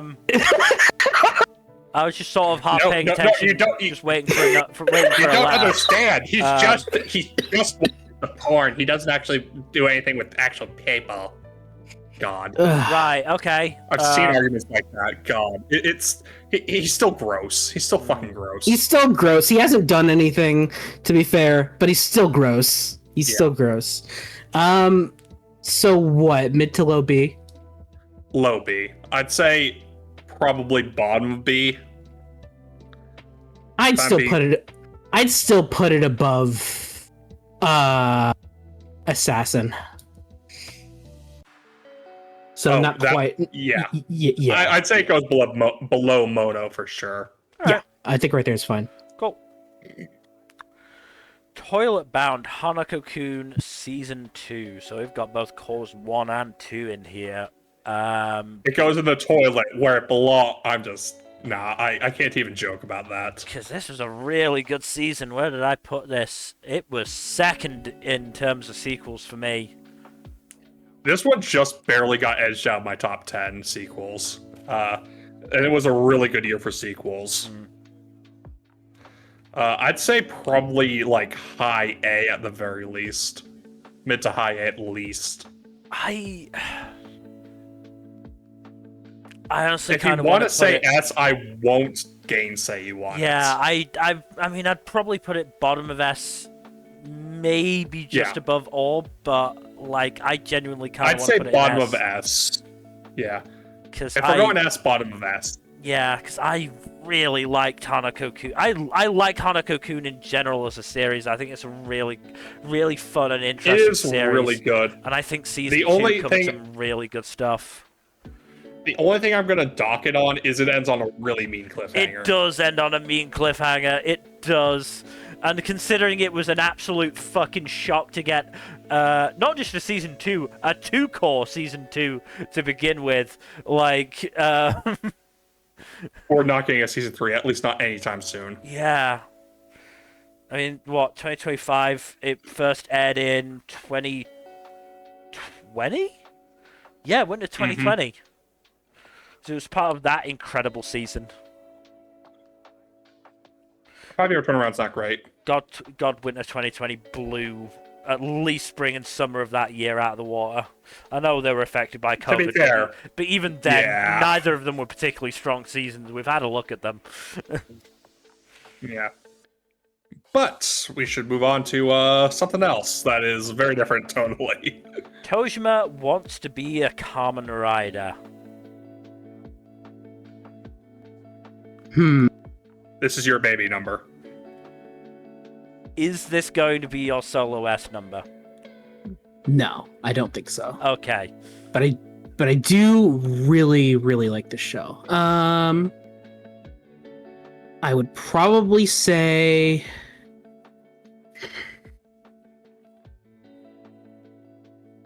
yeah, it's gotta be mid to low A for me. Okay. Mid to low A. Where would I put it though? I'd probably put it right below Kaiju number 8. Damn, we're using Kaiju number 8 as a real measuring stick, aren't we? Well, cause It's a good measuring stick. It is a good Yeah. measuring stick. Yeah, it just is. Yeah. Yeah. Touring after the apocalypse. This one was a neat one. That kind of Girls Last Tour vibes, but like a little bit more optimistic. That's good. That was one of the reasons why I didn't like like that show. What, Girls Last Tour? Yeah, it felt very depressing. Mm-hmm. Where did I have this on my list? I had this right below Catch Me at the Ballpark. I don't think it's better than Lazarus. Let's put it high C. Right below, let's put it below G-Quix. I gotta keep Lazarus and G-Quix together. Alright, yeah, we need to keep that partnership together. Messy bitches, both of them. Turkey Time to Strike. All right, now this will be my solo. No, no. This I think I fucking know show. I think I know what you're gonna do for your solo S then. If you, yeah. I think I do as well, but I'm not sure if it's necessary. I was see when we first started this list, I was thinking it might be necessary, but it might not be. I don't we'll think see. it will. You might- wouldn't get any argument from me, but we'll get to We'll it. get there when we get there in a few entries. I might have to Make a- retroactively use my S. That's fine. You don't That's you don't have to absolutely use fine. it in the moment. Yeah, Yeah. no, that's absolutely fine. But yeah, Turkey. Anyways, Turkey is Turkey Time to Strike was a surprisingly fun show. Yeah. a Surprisingly, surprisingly decent. fun show that upset me, Yeah. but also I still enjoyed it well enough, so Yeah. I can't hate it completely. I'd say somewhere in like mid B tier. You know, I would probably, agree with Yeah. that. So I've got Yeah. it between, on my list between Fermat and plus sized. So I think I would be happy with anywhere in this sort of bracket. Personally. I'd probably put it below Bad Girl just because I think Bad Girl was a bit funnier. Yeah, And, that's like, Actually, I agree. That's fair. yeah, Turkey was a bit disjointed. It was. Um, It struggled because it had so many characters to focus on, and so some characters it did its best with juggling them, but yeah. it did do its best, and it worked well with some characters and not so well with other characters. Overall, I think it probably worked well with more characters than it didn't. Yeah. And I think though the final couple of episodes were actually pretty fucking good, especially that twist at the end. I thought was actually really really cool and fun. Yeah, no, that was actually a really well executed twist. I will give it that. But yeah, like at the end of the day, there just wasn't much substance to it. Yeah. Yeah. Tying the knot with an Amagami sister. I believe Core 2? It's just Core 2, yes. Yeah, that's what I thought so, yeah. So I can try and find where you put Season 1, or Core 1, if I can remember what the key visual looks like. Core 2 is a bit of a different beast. That's right. I did put it below Call the Night, Season 2, so I'm gonna So you probably put that. You put Core 1 near the top of C. That sounds about right. I'd probably put this between Seventh Prince and Touring. Okay. You put it just below 7th Prince Season 1 last year. Or Core 1. So that's quite interesting. Little interesting. They're quick link. ballpark the same. Yeah. They're very different in a lot of ways, but they are both just kind of trashy in some ways. So yeah. Ubel Blatt. This is bottom of D. Wow, okay. Damn. You sure you don't want to go into No E? hesitation. I don't know. Go on, you know This you is want really, to. really bad. It's really, really, really bad. That sounds like E to me. Yeah, it's full of One Punch Man, actually. Yeah, okay, good. We've got more E's. That's nice. Uma Musume, This one, though. Cinderella Grey. I'm assuming this is what you were going to use your solo S tier on number, but this is... You don't yeah, need to. but I don't you think you don't guys are going need to argue against S. This is fourth No. for me. I'm putting this in S regardless. This yeah. is like third ranked. I rank this above Silent Witch. Yeah. Like, that's the reason I thought you were going to go with Toshima, because I was like, she could be using it on Uma Musume, but she wouldn't need to. Yeah, because partway through I realized I'm like, maybe I won't need to use it because I Yeah. feel like you both enjoyed it enough to put it in S. Yeah, so no, I don't know. I really love Cinderella Grey. I loved This it. shit was so good. Yeah. Yeah, it's really good. It's really Look, Melvin, good. just because you're a certified horse girl doesn't mean that we also don't love the horse girls. I know, I'm just not used to it. Fair. No, I still need to get around to fair. actually watching the rest of the Uma Musume stuff that's No, been animated. I do as well. I genuinely do. Where are we putting it though? I mean, me personally, I'd probably put it just below Apocalypse Hotel, but you know, I I accept can't somewhere disagree else. with that. I'm okay with that. That's Yeah. fine. Cool. Like after a certain point, like most of the stuff in like the high in like S is just interchangeable, Yeah. basically. Again, I'll probably have to. we might shift some stuff around, but yeah. Yeah. Yeah, as for my solo S, once we're done, I'll look through the A tiers and just throw it on something I like from there. Fair. One Dance. Honestly, an interesting and really good show. I ranked this before I finished it. Now that I have finished it, I would maybe move it up a place or two, but I'm otherwise happy with it. I'm happier with it than I am Dark History. Just looking. Dark History we haven't seen. Yeah. Oh no, it's a way above Dark History. It's way above. I'm thinking high B, low A territory. Honestly, I think probably B. Thinking about it, because we've got Guild Receptionist, sort of mid B. We've got May I Ask for One Final Thing up in A, but you've moved that a bit higher, Jack. Food for the Soul is top of B. Where would I put it? And compared to Sakamoto Days, I guess. I mean, Sakamoto Days is so One Dance is 22nd. I've got Food for the Soul 23rd. I've got May I Ask for One Final Thing 21st. Guild Reception is 20. Mickey Donuts is 19. That's sort of the issue. I've got a lot of my sort of late teens to up to mid 20s in and around B, but in a different order than I would have put them. Yeah, because compromise. Yeah, because of compromise, and so that's what's sort of throwing me off a bit. Well, yeah, no, that does discombobulate things, doesn't it? Yeah, because we've got Food for the Soul. I'm just gonna fucking put this down just so I can indicate with the mouse. So we've got Food for the Soul in for 23 with me up at the top of B. We've got Sakamoto Days, which is 17th for me. I might actually move it maybe a couple of places down based on what I remember now from it. Awkward Senpai 18th. Mikadonis is 19th. Flower and Ashura is 25th. So, you know, just in that line, there's just like some weird placement. Dance? Yeah. One Dance is 22nd. So I think Then I'm put probably... it between Mikadona and Flower and Ashura. Yeah, that's what I was thinking. I think that's probably where it should go.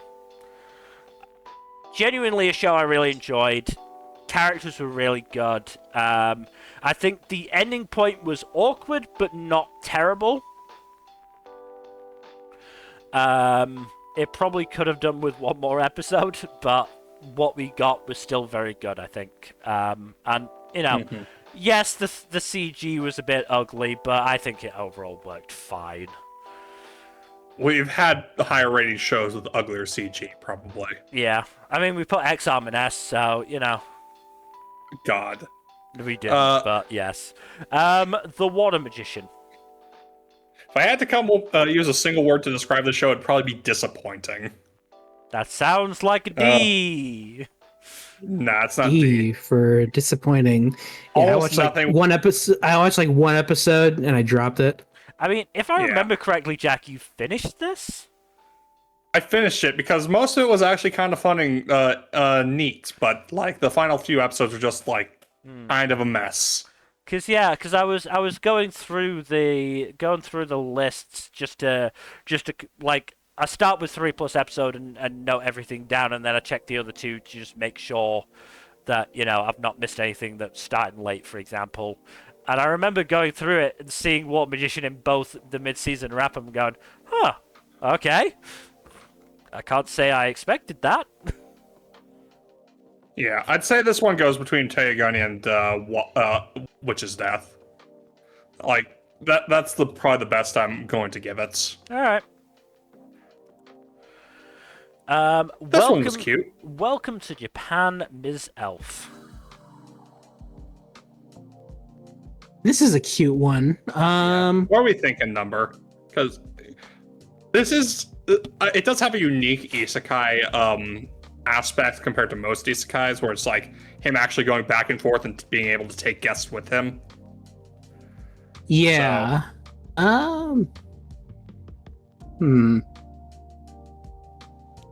Maybe like I'd say mid B. somewhere. Yeah. Yeah. I'd probably say like Okay. mid B. Yeah. I have this. Where do I have this? I have it around where Guild Receptionist is. So, do I want to put it above? No, I don't want to put it above Mangaka or Bad Girl. I mean, though. yeah, keep in mind that Guild Reception is probably a little bit higher up than you would put it because of me. Yeah.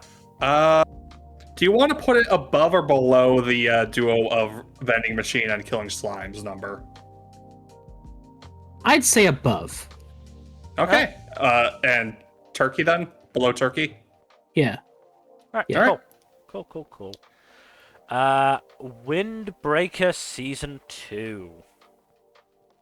So this one, where do we want to put this? Because this one was really, really good. It was really, really good. I've got it in third on my sequels list. And then It's fourth for me.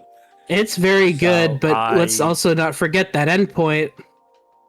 it was Well, nowhere the near as endpoint was bad a as lot season more 1. awkward in Nowhere That's near as bad true. as season 1. That's which true. is an That improvement. is true. This one is just We like should- a sequel hook. We should reward. This one's just like We should reward improvement.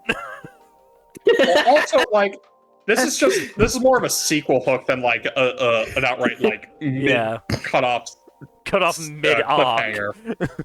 Yeah, which this fucking did. yeah, like this proper end to an arc with a denouement and everything. Mhm. So like, yeah, I still think this is probably S, like low S, but still S. I would agree. I I have no enjoyed argument it. against that. Where in low S do we want to put it though? I mean, I'm assuming somewhere along this sort of bottom row. I would not put it any higher than here. I would put it below Hero Aka. Yeah, I think that's fine. Yeah, honestly, yeah, that's fine. That's fine. I was about to say maybe below Tasakara, and I was like, I was looking to get Tasakara in. Witch Watch. I'm the only one who watched this, actually, aren't I? Yeah, I watched like the first episode. I also watched the This first is- episode. It was just like I mean, I fell off the manga. It's a comedy. It's like Yeah. 99% gag comedy with Yeah, like and I a just tiny hint of romance. I just don't think the comedy of the show vibes with me enough to have continued it. Like That's a thing. Like that's what stopped me. That's what made me drop the manga in the first place. And watching the first episode sort of made me realize that of yes, there were jokes that I enjoyed, but for the most part, it was just sort of like, Yeah. Like, this one was a funny show. Don't get me wrong, but like, it is also like just gag and vibes based. Yeah. So I can't really stay putting it higher than B. Really. No, that's fair. Like, I had it in the ballpark of Honey Lemon Soda and Awkward Senpai, which is just like, that's been incredibly tweaked based off of compromises and stuff. I'd probably put it. I'd still put it above Honey Lemon Soda. If I remember correctly, the compromise went your way with Honey Lemon Soda and my way with Awkward Senpai. So yeah, it has sort of gone off the rails a bit. I'd put it. Yeah, I'd say right above Honey Lemon Soda. Okay. With You and the Rain. This one was really good. So yeah, this is a show that I think I've maybe been a little bit harsh to in my rankings. But this one is just chill vibes, honestly. It was chill vibes, which when you're doing a big catch up like I do, it can maybe struggle a bit that way. But thinking back on it, I do remember just really enjoying the show. I don't think I can justifiably put it sort of higher than mid to low B, but yeah. Yeah, I'd probably say I put it right below Bureaucrat to Villainess, probably. Whether or not you want to put it above or below Mikadona Sisters and Awkward Senpai is up to you. I will probably put it above Flower and Ashura then, because I do think I enjoyed One Dance more than it. That's fine. With You, Our Love Will Make It Through. It's my annual furry romance show. Does Beastars count towards that? No, because I haven't actually watched the Beastars anime, but I do feel like every year that there's like a new fucking furry romance show, I'm the one watching it for some reason. I mean, yeah, we're getting another season of Beastars. We just got another season of Beastars as well this year. So final season. I really loved With You, Our Love Will Make It Through. I really, really loved it. Even if I still had my solo S tier, I probably wouldn't use it on it. I have it at 13th, just above Fragrant Flower.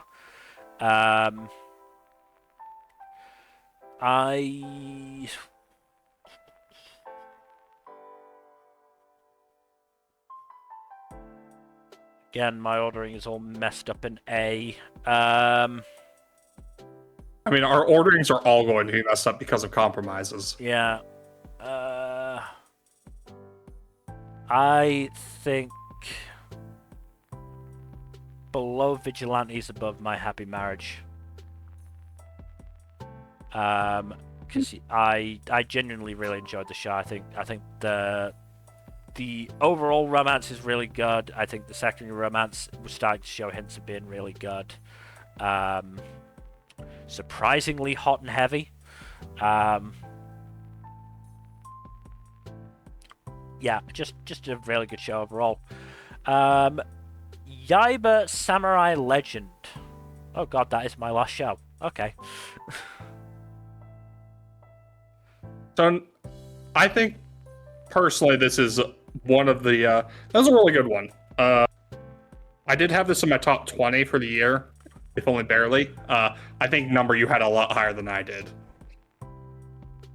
Yeah. I'd put it somewhere in A. I don't know where though. I'd agree with A. Let's see. I'd put it probably below Sanda. But yeah. I would definitely put it below Sanda. Below Clevitas, honestly, but that's my opinion. Yes. Oh, that's a big jump. I'd put it. Yeah, I think that's fine. Below Clevitas, above Shangri-La Frontier. The jump surprised me. You were going, I think it's below Sando. Okay, putting it around Sando. Maybe I can argue for it to be below Meku. Actually, no, below Cleaver Test. Holy shit, that's a new row. Yep. Yep. Yano. Yano. Yano Kun's Ordinary Days. This is a really good one as well. Just fun and cute show. I'd probably say like mid to high B. Unless you think it should go higher number. I'm leaning low A. Oh. Okay. I'd put it below Ruri Rocks, though. Yeah, I put it above Visions, but below Ruri Rocks. Okay. I'm perfectly fine with that. Cool, cool, Okay. cool. Our penultimate entry, Zatsu Tabi. That's Journey. D tier, I dropped this one. How bad This is of a one of the drop higher was it? ones I dropped. Yeah. It's better than most. I'd probably That's put it Utabi, like that's top D of- tier. top of D tier. Alright. And Senshu. This is basically just me because neither of y'all watched much of it. I Yeah. watched 3 episodes of it, but again, it's one of those that it's more a case of I just didn't vibe with it. I don't know what it was. Same. Same. Well, I had this in my top. I think I had this in my top. It was in my top 10. Yeah. I'm gonna put it between Rock is Lazamasti and Summer Hikaru Died. Then. Okay. Okay. No argument here. Okay. So, do we want to do Shuffle time. Well, do we want to do anime of the years first? I don't know why I pluralized years and not anime. Anime is both singular and plural. Yeah, but I cringe whenever someone says animes. Yeah, it feels weird. Yeah. Exactly. So yeah, I think. Hold on, sequel- though. Hold on. Hold on. I have an You S have an that I S haven't tier. used. You have an S tier that you haven't used. Would you like to phone a Yeah. friend? And I think I'm gonna give it to Use Clavitas. Okay. Oh. Yeah. Ooh. That's a good one. I was gonna Yeah. try and be the demon whispering in your ear for a Meku, but you beat me to it. I really liked a Meku, but you know what? I would have given it to a Meku if it were a bit prettier. You know what? That is fair. Yeah. I can't defend the show considering I missed a vital part of the final mystery because I just thought they were too cheap to animate it. Holy shit. Because if you remember, it was the fact that the guy who died headbutted, I think it was his brother, and therefore like fucking Yeah. broke his brain. Yeah. And Yeah. I was yeah. like, oh, they just didn't show it, like, because the assumption was that he just punched him rather than headbutted him. I was like, oh, they were just too cheap to show him punch it to actually animate him punching him. So you know what? I can't defend its production values based on that. No, don't get me wrong though. I thoroughly enjoyed Ameku. It's very, very good. Yeah. But the more I look back on Clavitas, the more I like it. So Fair That's enough. really good. I am very excited for season 2. yeah, Fair exactly. enough, I fair am enough. very hyped for season 2. Yeah. Okay, so I think we can all agree sequel of the year is Apothecary Diaries. No contest. Yeah. Like, I mean, yeah. even looking at the awards, Jack and I both gave sequel of the year to Apothecary Diaries, and it was second for you, number only behind My Hero's final season. So, I think we can pretty easily agree on that. Anime of the year is Yeah. going to be a little bit more interesting because I think we've got 3 or 4 strong contenders here. Yeah. So, yeah, like honestly, the 5 top shows in S tier are all worthy contend. Honestly, even Uma Musume is also a worthy contender. So Like, I think we have I think 6 it's possibilities. unfair to sort of include Gachi Yakuta and Secrets of the Sound Witch because not all of us have watched them. Yeah, no, that's fair. True. Yeah. So we have 4. So then, To Be to Hero choose from. X, Medalist, Apocalypse Hotel, Uma Musume. Fuck. That's a hard choice. It is That's a hard really choice. hard choice. It is a hard choice. God. So I think, honestly, To Be Hero X, I think, is my pick, at least right now, because it is probably the most visually inventive out of all these. It has really interesting thematic stuff going on. It has, like, the rotating character focus is something that you may or may not vibe with. I mean, that's the thing. I think that does hold it back a bit. Not massively. It was still enjoyable. I think it works. I think it works in most cases. I think it does work in most cases, but it does. I mean, it's to the point where you've got, the director even saying that, man, I wish we could have given Queen more time. Yeah. I know they said something about aiming to rectify some of the issues in season 2.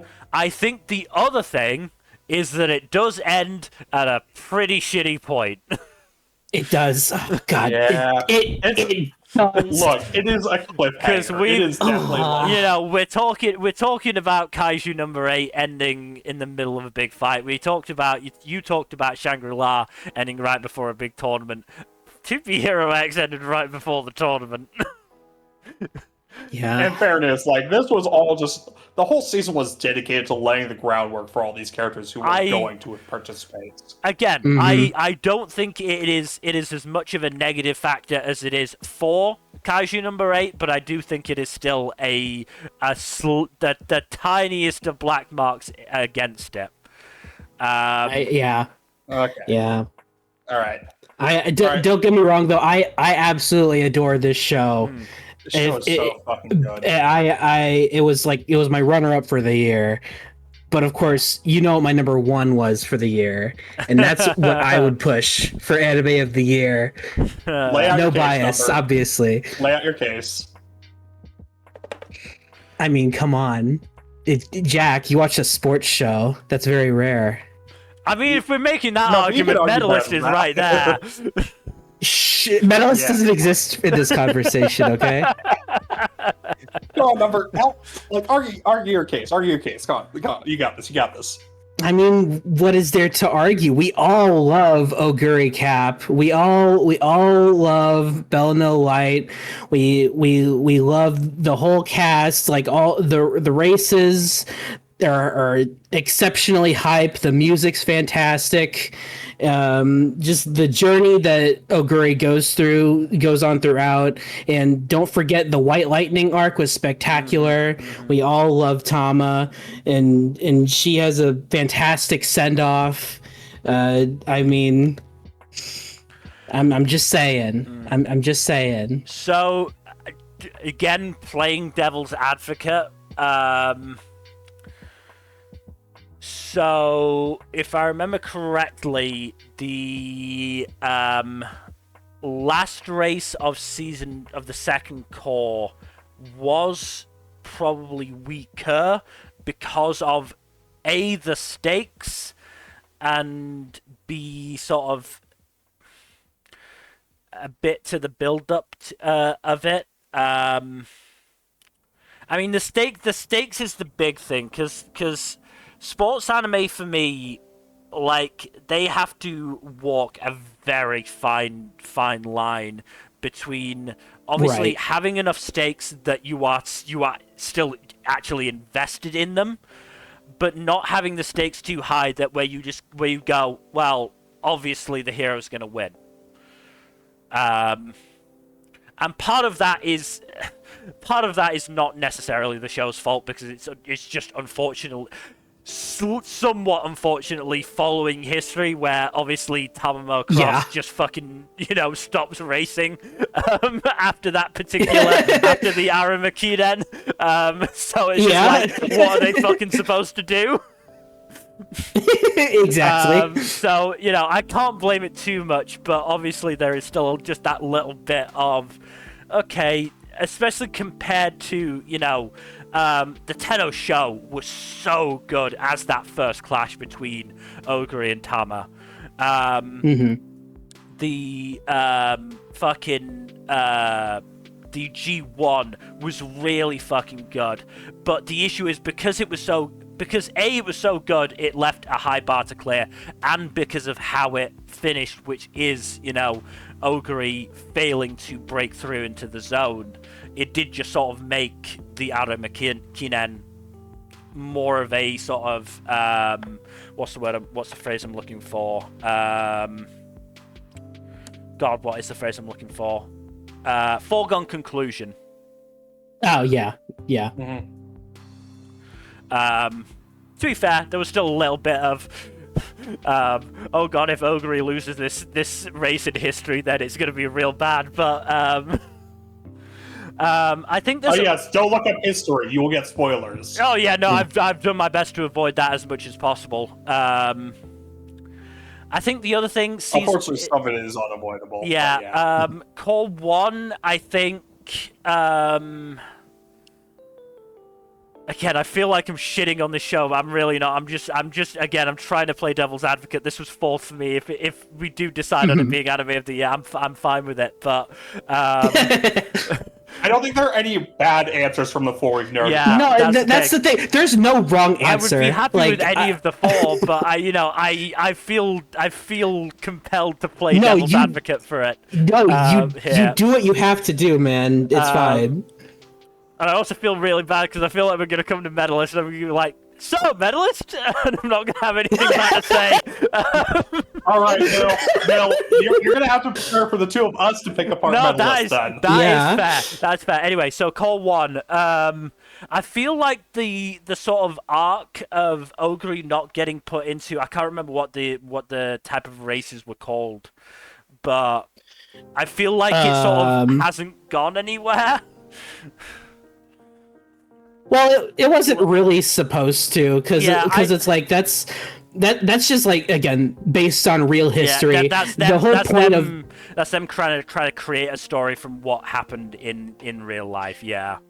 Exactly. The whole point of that was just to establish that, hey, she basically made this important change happen, which impacts future stuff, but like it's not really. Yeah. It doesn't really matter so much to Oguri's story in the long run. Again, the point is, it's more her legacy. Yeah, as much as I'm mentioning these things, they are genuinely such tiny things. Because even with that last race not quite hitting the highs of the Tenno Show or the G1, like, it was still fucking amazing to see Ogre, break into the zone. Mm-hmm. Oh, it's fantastic.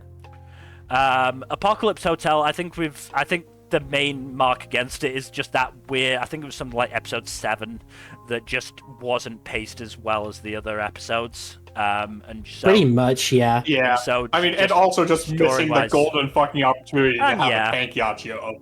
Yeah. So I don't think we need to go on. So okay, bring your nitpicks for medalist. Make your case first, then we'll nitpick. I mean, I think it's just a really, really good story of, Inori breaking into this this super tough sport in ice skating, well after a lot of her peers. Her first big rival is Mittens, who's been doing it, who's like something like a year or two younger than her and has already been doing it for 2 or 3 years. The relationship between Inori and Tsukasa is just so good because it does walk that fine line of Tsukasa wanting to help Inori succeed where he couldn't in a similar situation, while not making Tsukasa be living vicariously through Inori. He has his own goals. And obviously they are both connected to, Hikaru and Junyo Daka, and so that sets up that, that challenge really well.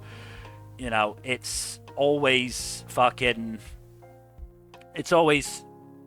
satisfying when Inori masters a new move, and and the performances in general are just... I want extra points given to medalists just for the fact that it could have gone so badly wrong with Engi. It could have, and yet, like, Yeah. like the performances are maybe not quite on a par with, say, Yuri on Ice, but dear God, they're not far off. Yuri on Ice is a high bar to clear, and It is. while I will say, like, the not all the performances in Medalist are up to the same standard as the best ones in the show.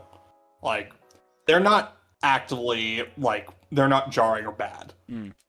Like, my one gripe with the show is Hikaru doesn't get a lot of development. That's fair. We don't see much from her, and she's supposed to be Inori's, like, aspiration and main rival. I mean, Yeah, we see yes. very little Her Hikaru. or June.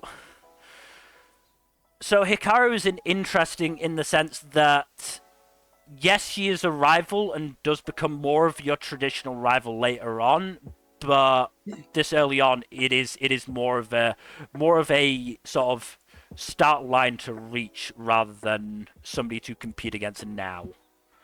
I mean, fair, but like we did she does get have like that. a rotating set of rivals, and Yeah. like she has Mittens, she has Rio, she has I'm blanking Ama. on the Ama. Yeah, she has. None of them really have the same degree of focus that you would normally grant a typical rival, though. And That's granted, that's because she's not competing against each and every one of them, or not multiple times, anyways. But that does also kind of leave the rival spot in a, which is kind of not necessary, but kind of like a big part of a sports story. It does leave that spot kind of like feeling a bit neglected. Yeah. Which, in fairness, this is an Orient Tsukasa's story more than anything else. It is not necessarily about a rivalry, but yeah, it doesn't have like the kind of like antagonistic tension that you typically get from one of these underdog type stories. I mean, to be fair, it's, again, I think it's sort of a point of difference for Medalist in that there isn't really sort of, the closest that you get to antagonism is Rio being a bit of a jealous bitch, or Mittens being really a bit jealous. I love Rio for how much of a jealous bitch he is. It's great. It's so great. Yeah. There's a scene in season 2 which I'm sure I'll fucking bring up when we do the wrap up. But yeah, that is just so great for showcasing that. But yeah, like, because I think because, you know, the girls all realize just how difficult a sport it is to sort of break in, that they don't feel sort of, you know, they don't feel like actively sort of against any of their competitors. It also helps that while they're competing, they, you know, the actual performances are solo. You know, it's not like they're on the ice together, sort of battling in that sense. The same. It's not exactly a traditional competition Yeah. sport the way most others are. I will grant you that. So yeah, I get what you're saying though. I do. Like, again, my biggest issue is that just Hikaru does not get a lot of focus. Which That's fair. she is supposed to be this important figure in Inori's story of growth, and like giving her more development would definitely be a step in like helping develop both Inori's story and the overall narrative of the show. I will say I do think Hikaru's backstory is meant to be sort of a mystery. Like, who the fuck is this girl who's just come out of nowhere, gained the attention of Jun Yodaka, and is just breaking records left and right? Where does she come from? What drives her? Where'd she come from? Where'd she go? Where'd she come from, Cotton Eye Joe? So, but again, I understand. I do understand what you're saying. Is there anything else, or are we now onto deliberations? Yeah. Where does I do actually want to give just props to Engi, because it feels like with Medalist specifically, they just locked the fuck in. Oh yeah, no. Medalist is their redemption story, basically. Yeah. Yeah.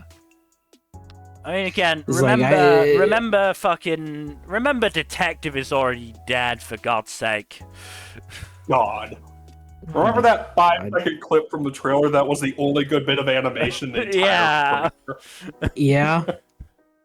You know, fucking remember shit like Trapped in a Dating Sim or Unnamed Memory.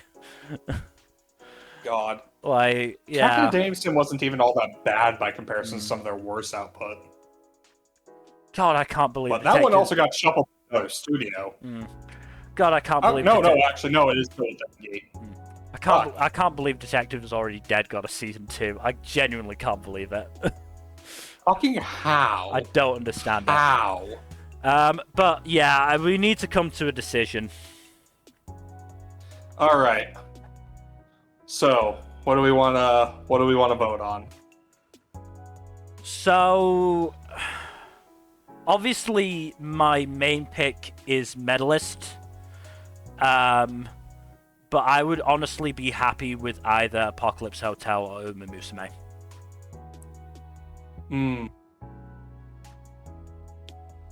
Yeah, I mean, my main pick is To Be Hero X, but I'd also be fine with any of the others. I'd probably put Apocalypse Hotel in the... No.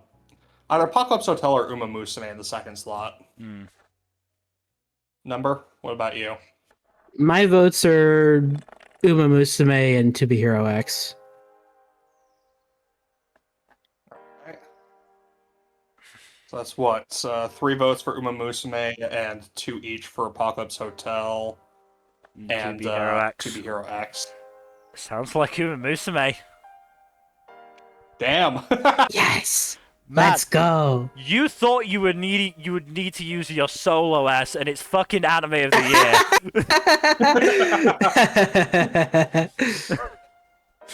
What All right, a let's fucking do some turnaround! shuffling. Yeah, let's do some shuffling. So Can't say I'm mad, honestly.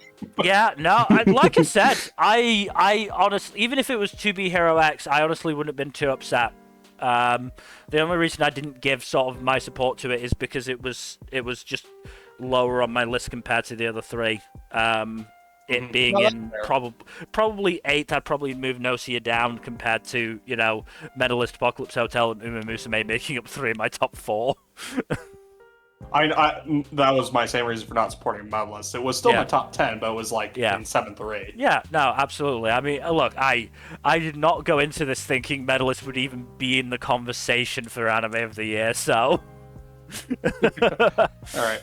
Let's see about shuffling S around a little bit. What do we want to move anything in S?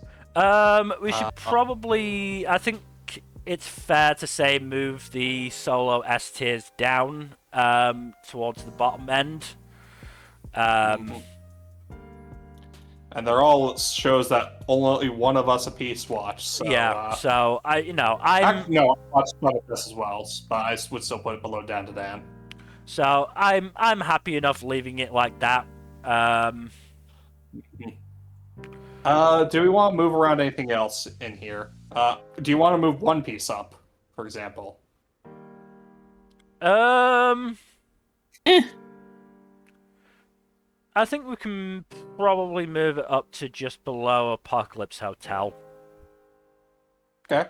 I don't feel comfortable. Do we want to shuffle around this top 5 at all? I don't feel comfortable moving it higher because of Lucci. Okay. Okay. You gotta channel that hater energy still, huh? I can't talk about Suda in this list very much, so yeah.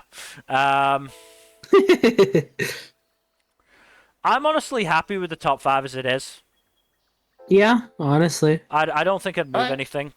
Like, again, me personally, I would move To Be Hero X down, but I fully get that it is, top 2 for you two. So, I'm fine keeping it at the top. I liked it enough. I'm not going to complain about that at all. I think that's a good top 5 outside of the anime of the year. So yeah, that's good. No, I'm honestly Yeah. really happy with that. Yep. So A tier. A, do you want to move anything around? Do you want to move anything up or down? Honestly, I think we can move Spy Family up.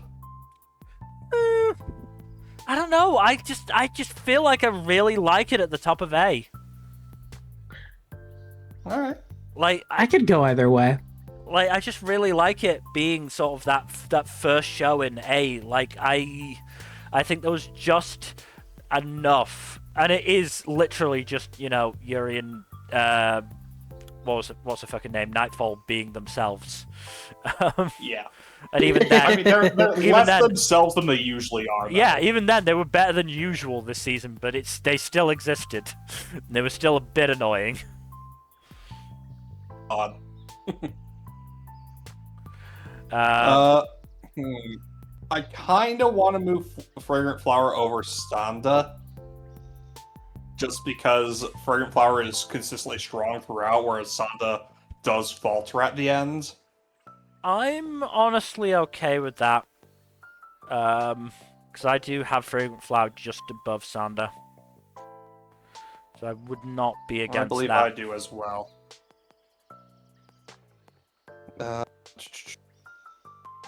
It feels very funny to have just 3 iconic romances just like back to back to back on the top row of A. Yeah, My Dress Up Darling, Rascal, and then Goku and Vegeta in Daima. Wow. Yeah, any other shuffling around in A that y'all want to see? Do you want to move anything up to the top row and displace Daima or anything like that? No, but I mean the first 3 rows in row 2 are not mine. I feel like I'm being mean to Nocia, but it's also the first half of the show, which is a lot more episodic. Yeah. I'm just trying to think, because I've got it in 7th on my list right now, but I definitely would move it down. I'm trying to decide how much I would move it down by. Yeah. Do you think it should be above Vigilantes is the question. Do you think it should remain there? Or do you think it should move up or down from there? Because Vigilantes is really good in the first season. Vigilantes is really good. I won't gainsay you either way. I'm gonna move it below. I'm not gonna move it below With You, Our Love. Mm-hmm. I'm otherwise happy with A, I think. I don't think I'd move anything.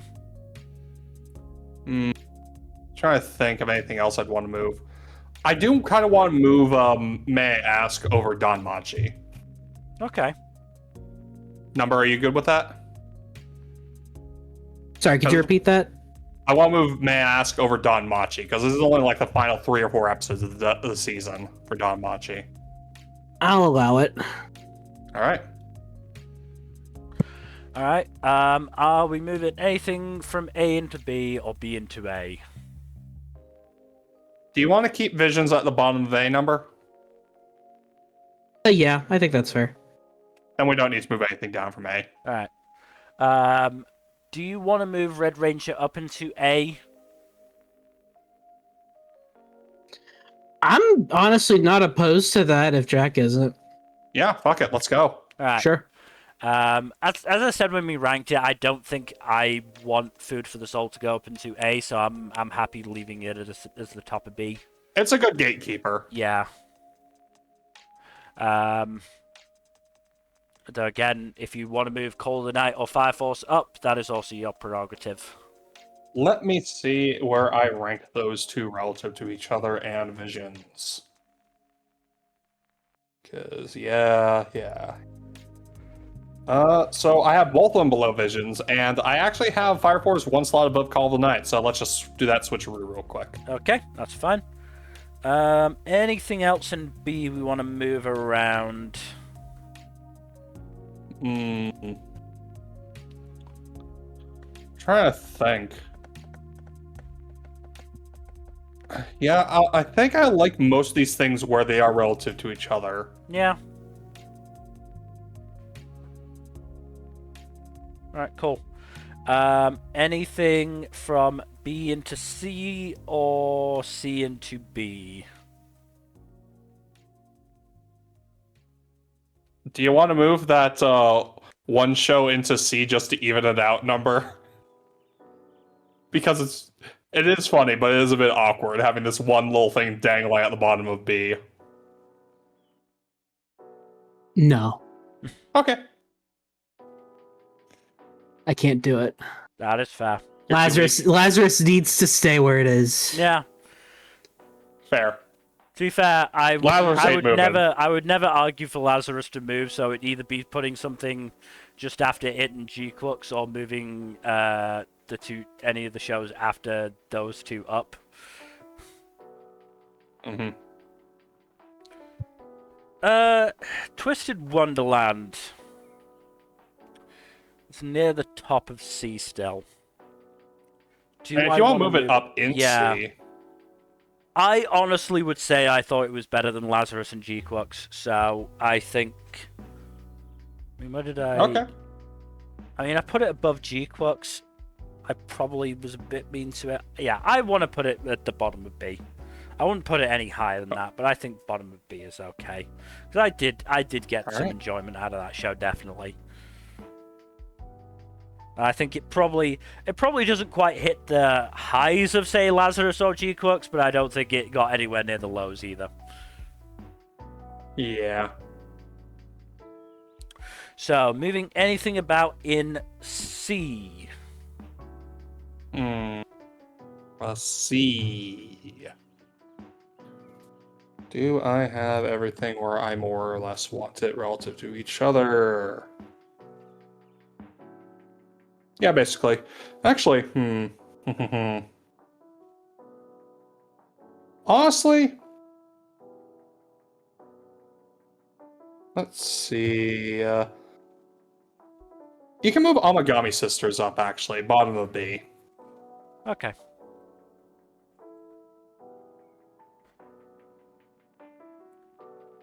Now I've just got that. Now that one awkward thing is in C. I mean, we could move something down into D. I wouldn't stop that, but... I mean, my lowest show is Ninja vs. Gakudo, and I don't want to do that to it. I think Number would agree. So Yeah. it would be I kind of don't want to put Necronomicon. Necronomicon down there. Yeah. Yeah. I mean, I wouldn't be opposed to moving Zatsutabi up to the bottom of C. It's not really like a bad show or anything. I just didn't. I just kind of just got bored of it. All right. Again, It's a perfectly fine show. So any changes in D going up or down? Do you want to put Dinner Table Detective in E for ruining Mamoru Miyano performance? No, honestly, it's probably not even the worst Mamoru Miyano. I'm sure he has worse performances. I feel like that says more about his agent than it says about the show, but like, Dinner Table Detective was bad, but it wasn't like E tier bad. Now, are you sure you want to keep Dusk Beyond the End of the World in D?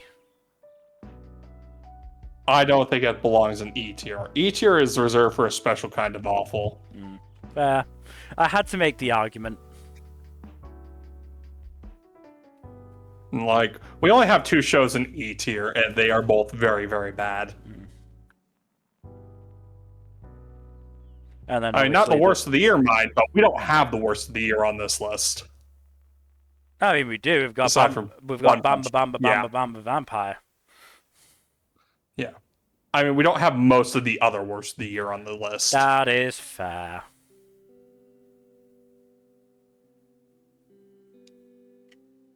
Like, if you're going to make a top 10 worst of the year list, we have maybe 3 entries.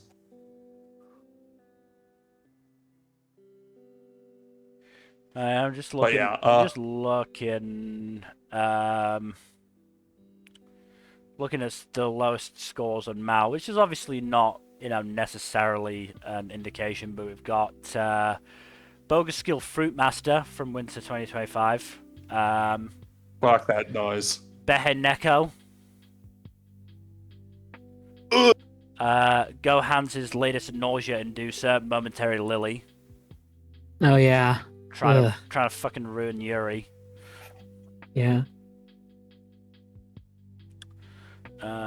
Let's have a look at Spring quickly. Yandere Dark Elf. That one's basically just porn. Like, I'm not even going to judge that by the same standards, honestly. Another one that's basically just porn. Please put them on Takamine-san. I don't think we even watched that. I hated Unaware Atelier Master. Mm-hmm.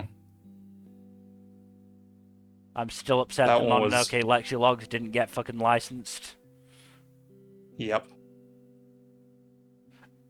Your form was also a weird one in that it didn't get licensed. No, it did. It did. It was on Ramao's YouTube. Oh. Whatever. Ugly Mug from Summer. Rent a Girlfriend Season 4. How the fuck did... No, we're not going down that rabbit hole again. I mean, fucking,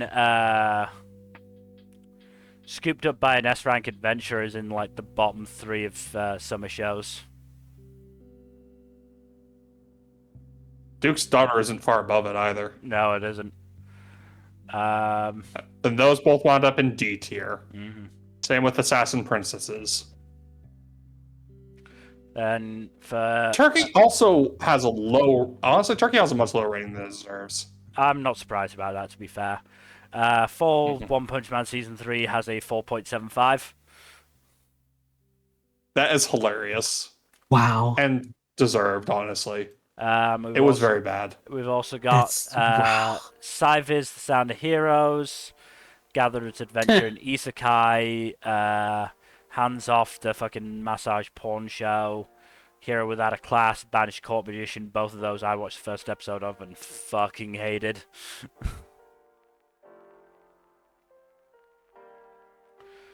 Just Beyond the End of the World has managed a 6.55. It's because show looked pretty. Probably. But yeah, I think if there's no more changes, we can call it here. I'm fine with locking this in. Cool, Yep. cool. Right, well, this is our list. Our sequel of the year, collectively, is Apothecary Diary Season 2, surprising probably no one, given what we know. Again, looking at our year-end awards, all three of us are nominated it in some capacity. But I mean, it's deserved. possibly the surprise winner for new anime of the year, Uma Musume Cinderella Grey. Yay. We always get a surprise winner on this, and Because that's what's nice about doing this as a trio, is that we get some surprising results from it, and we don't always pick the anime that one of us has at the top of their list. So yeah, I mean, number you had Musume in first, I had it in fourth. Jack, where did you have it? I think it was third for me. So yeah, like that's I don't think there can be complaints about that. If we just did it by fucking law of averages, that would probably be the one that came out on top. I mean, maybe Apocalypse Hotel, but yeah. Well, that was number 6 for me. So yeah, probably not then, because I've got it at 3. Where do you have Apocalypse Hotel? I think that's 4. It was like third or fourth. Yeah, so yeah, it probably would have been Uma Musume if we just did it by averages. Because I've obviously got 2B Hero X a bit low down, and Jack has got Medalist a bit low down. So yeah,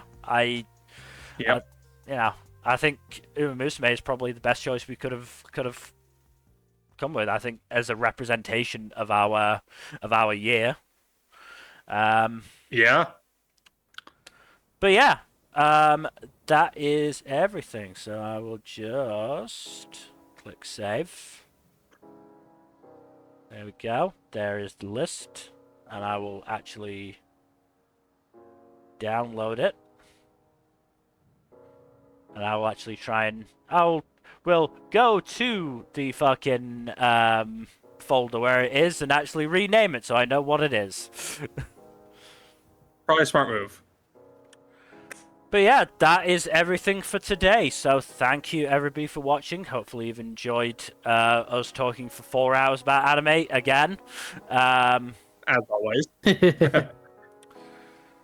In terms of future stuff, Tuesdays, Thursdays, Saturdays, and Sundays. Tomorrow we will be back with D&D, where holy fuck, we're going to be talking to the humanoid Tarask, which is terrifying. I have an idea. It's probably going to be a bad idea, but I have an idea.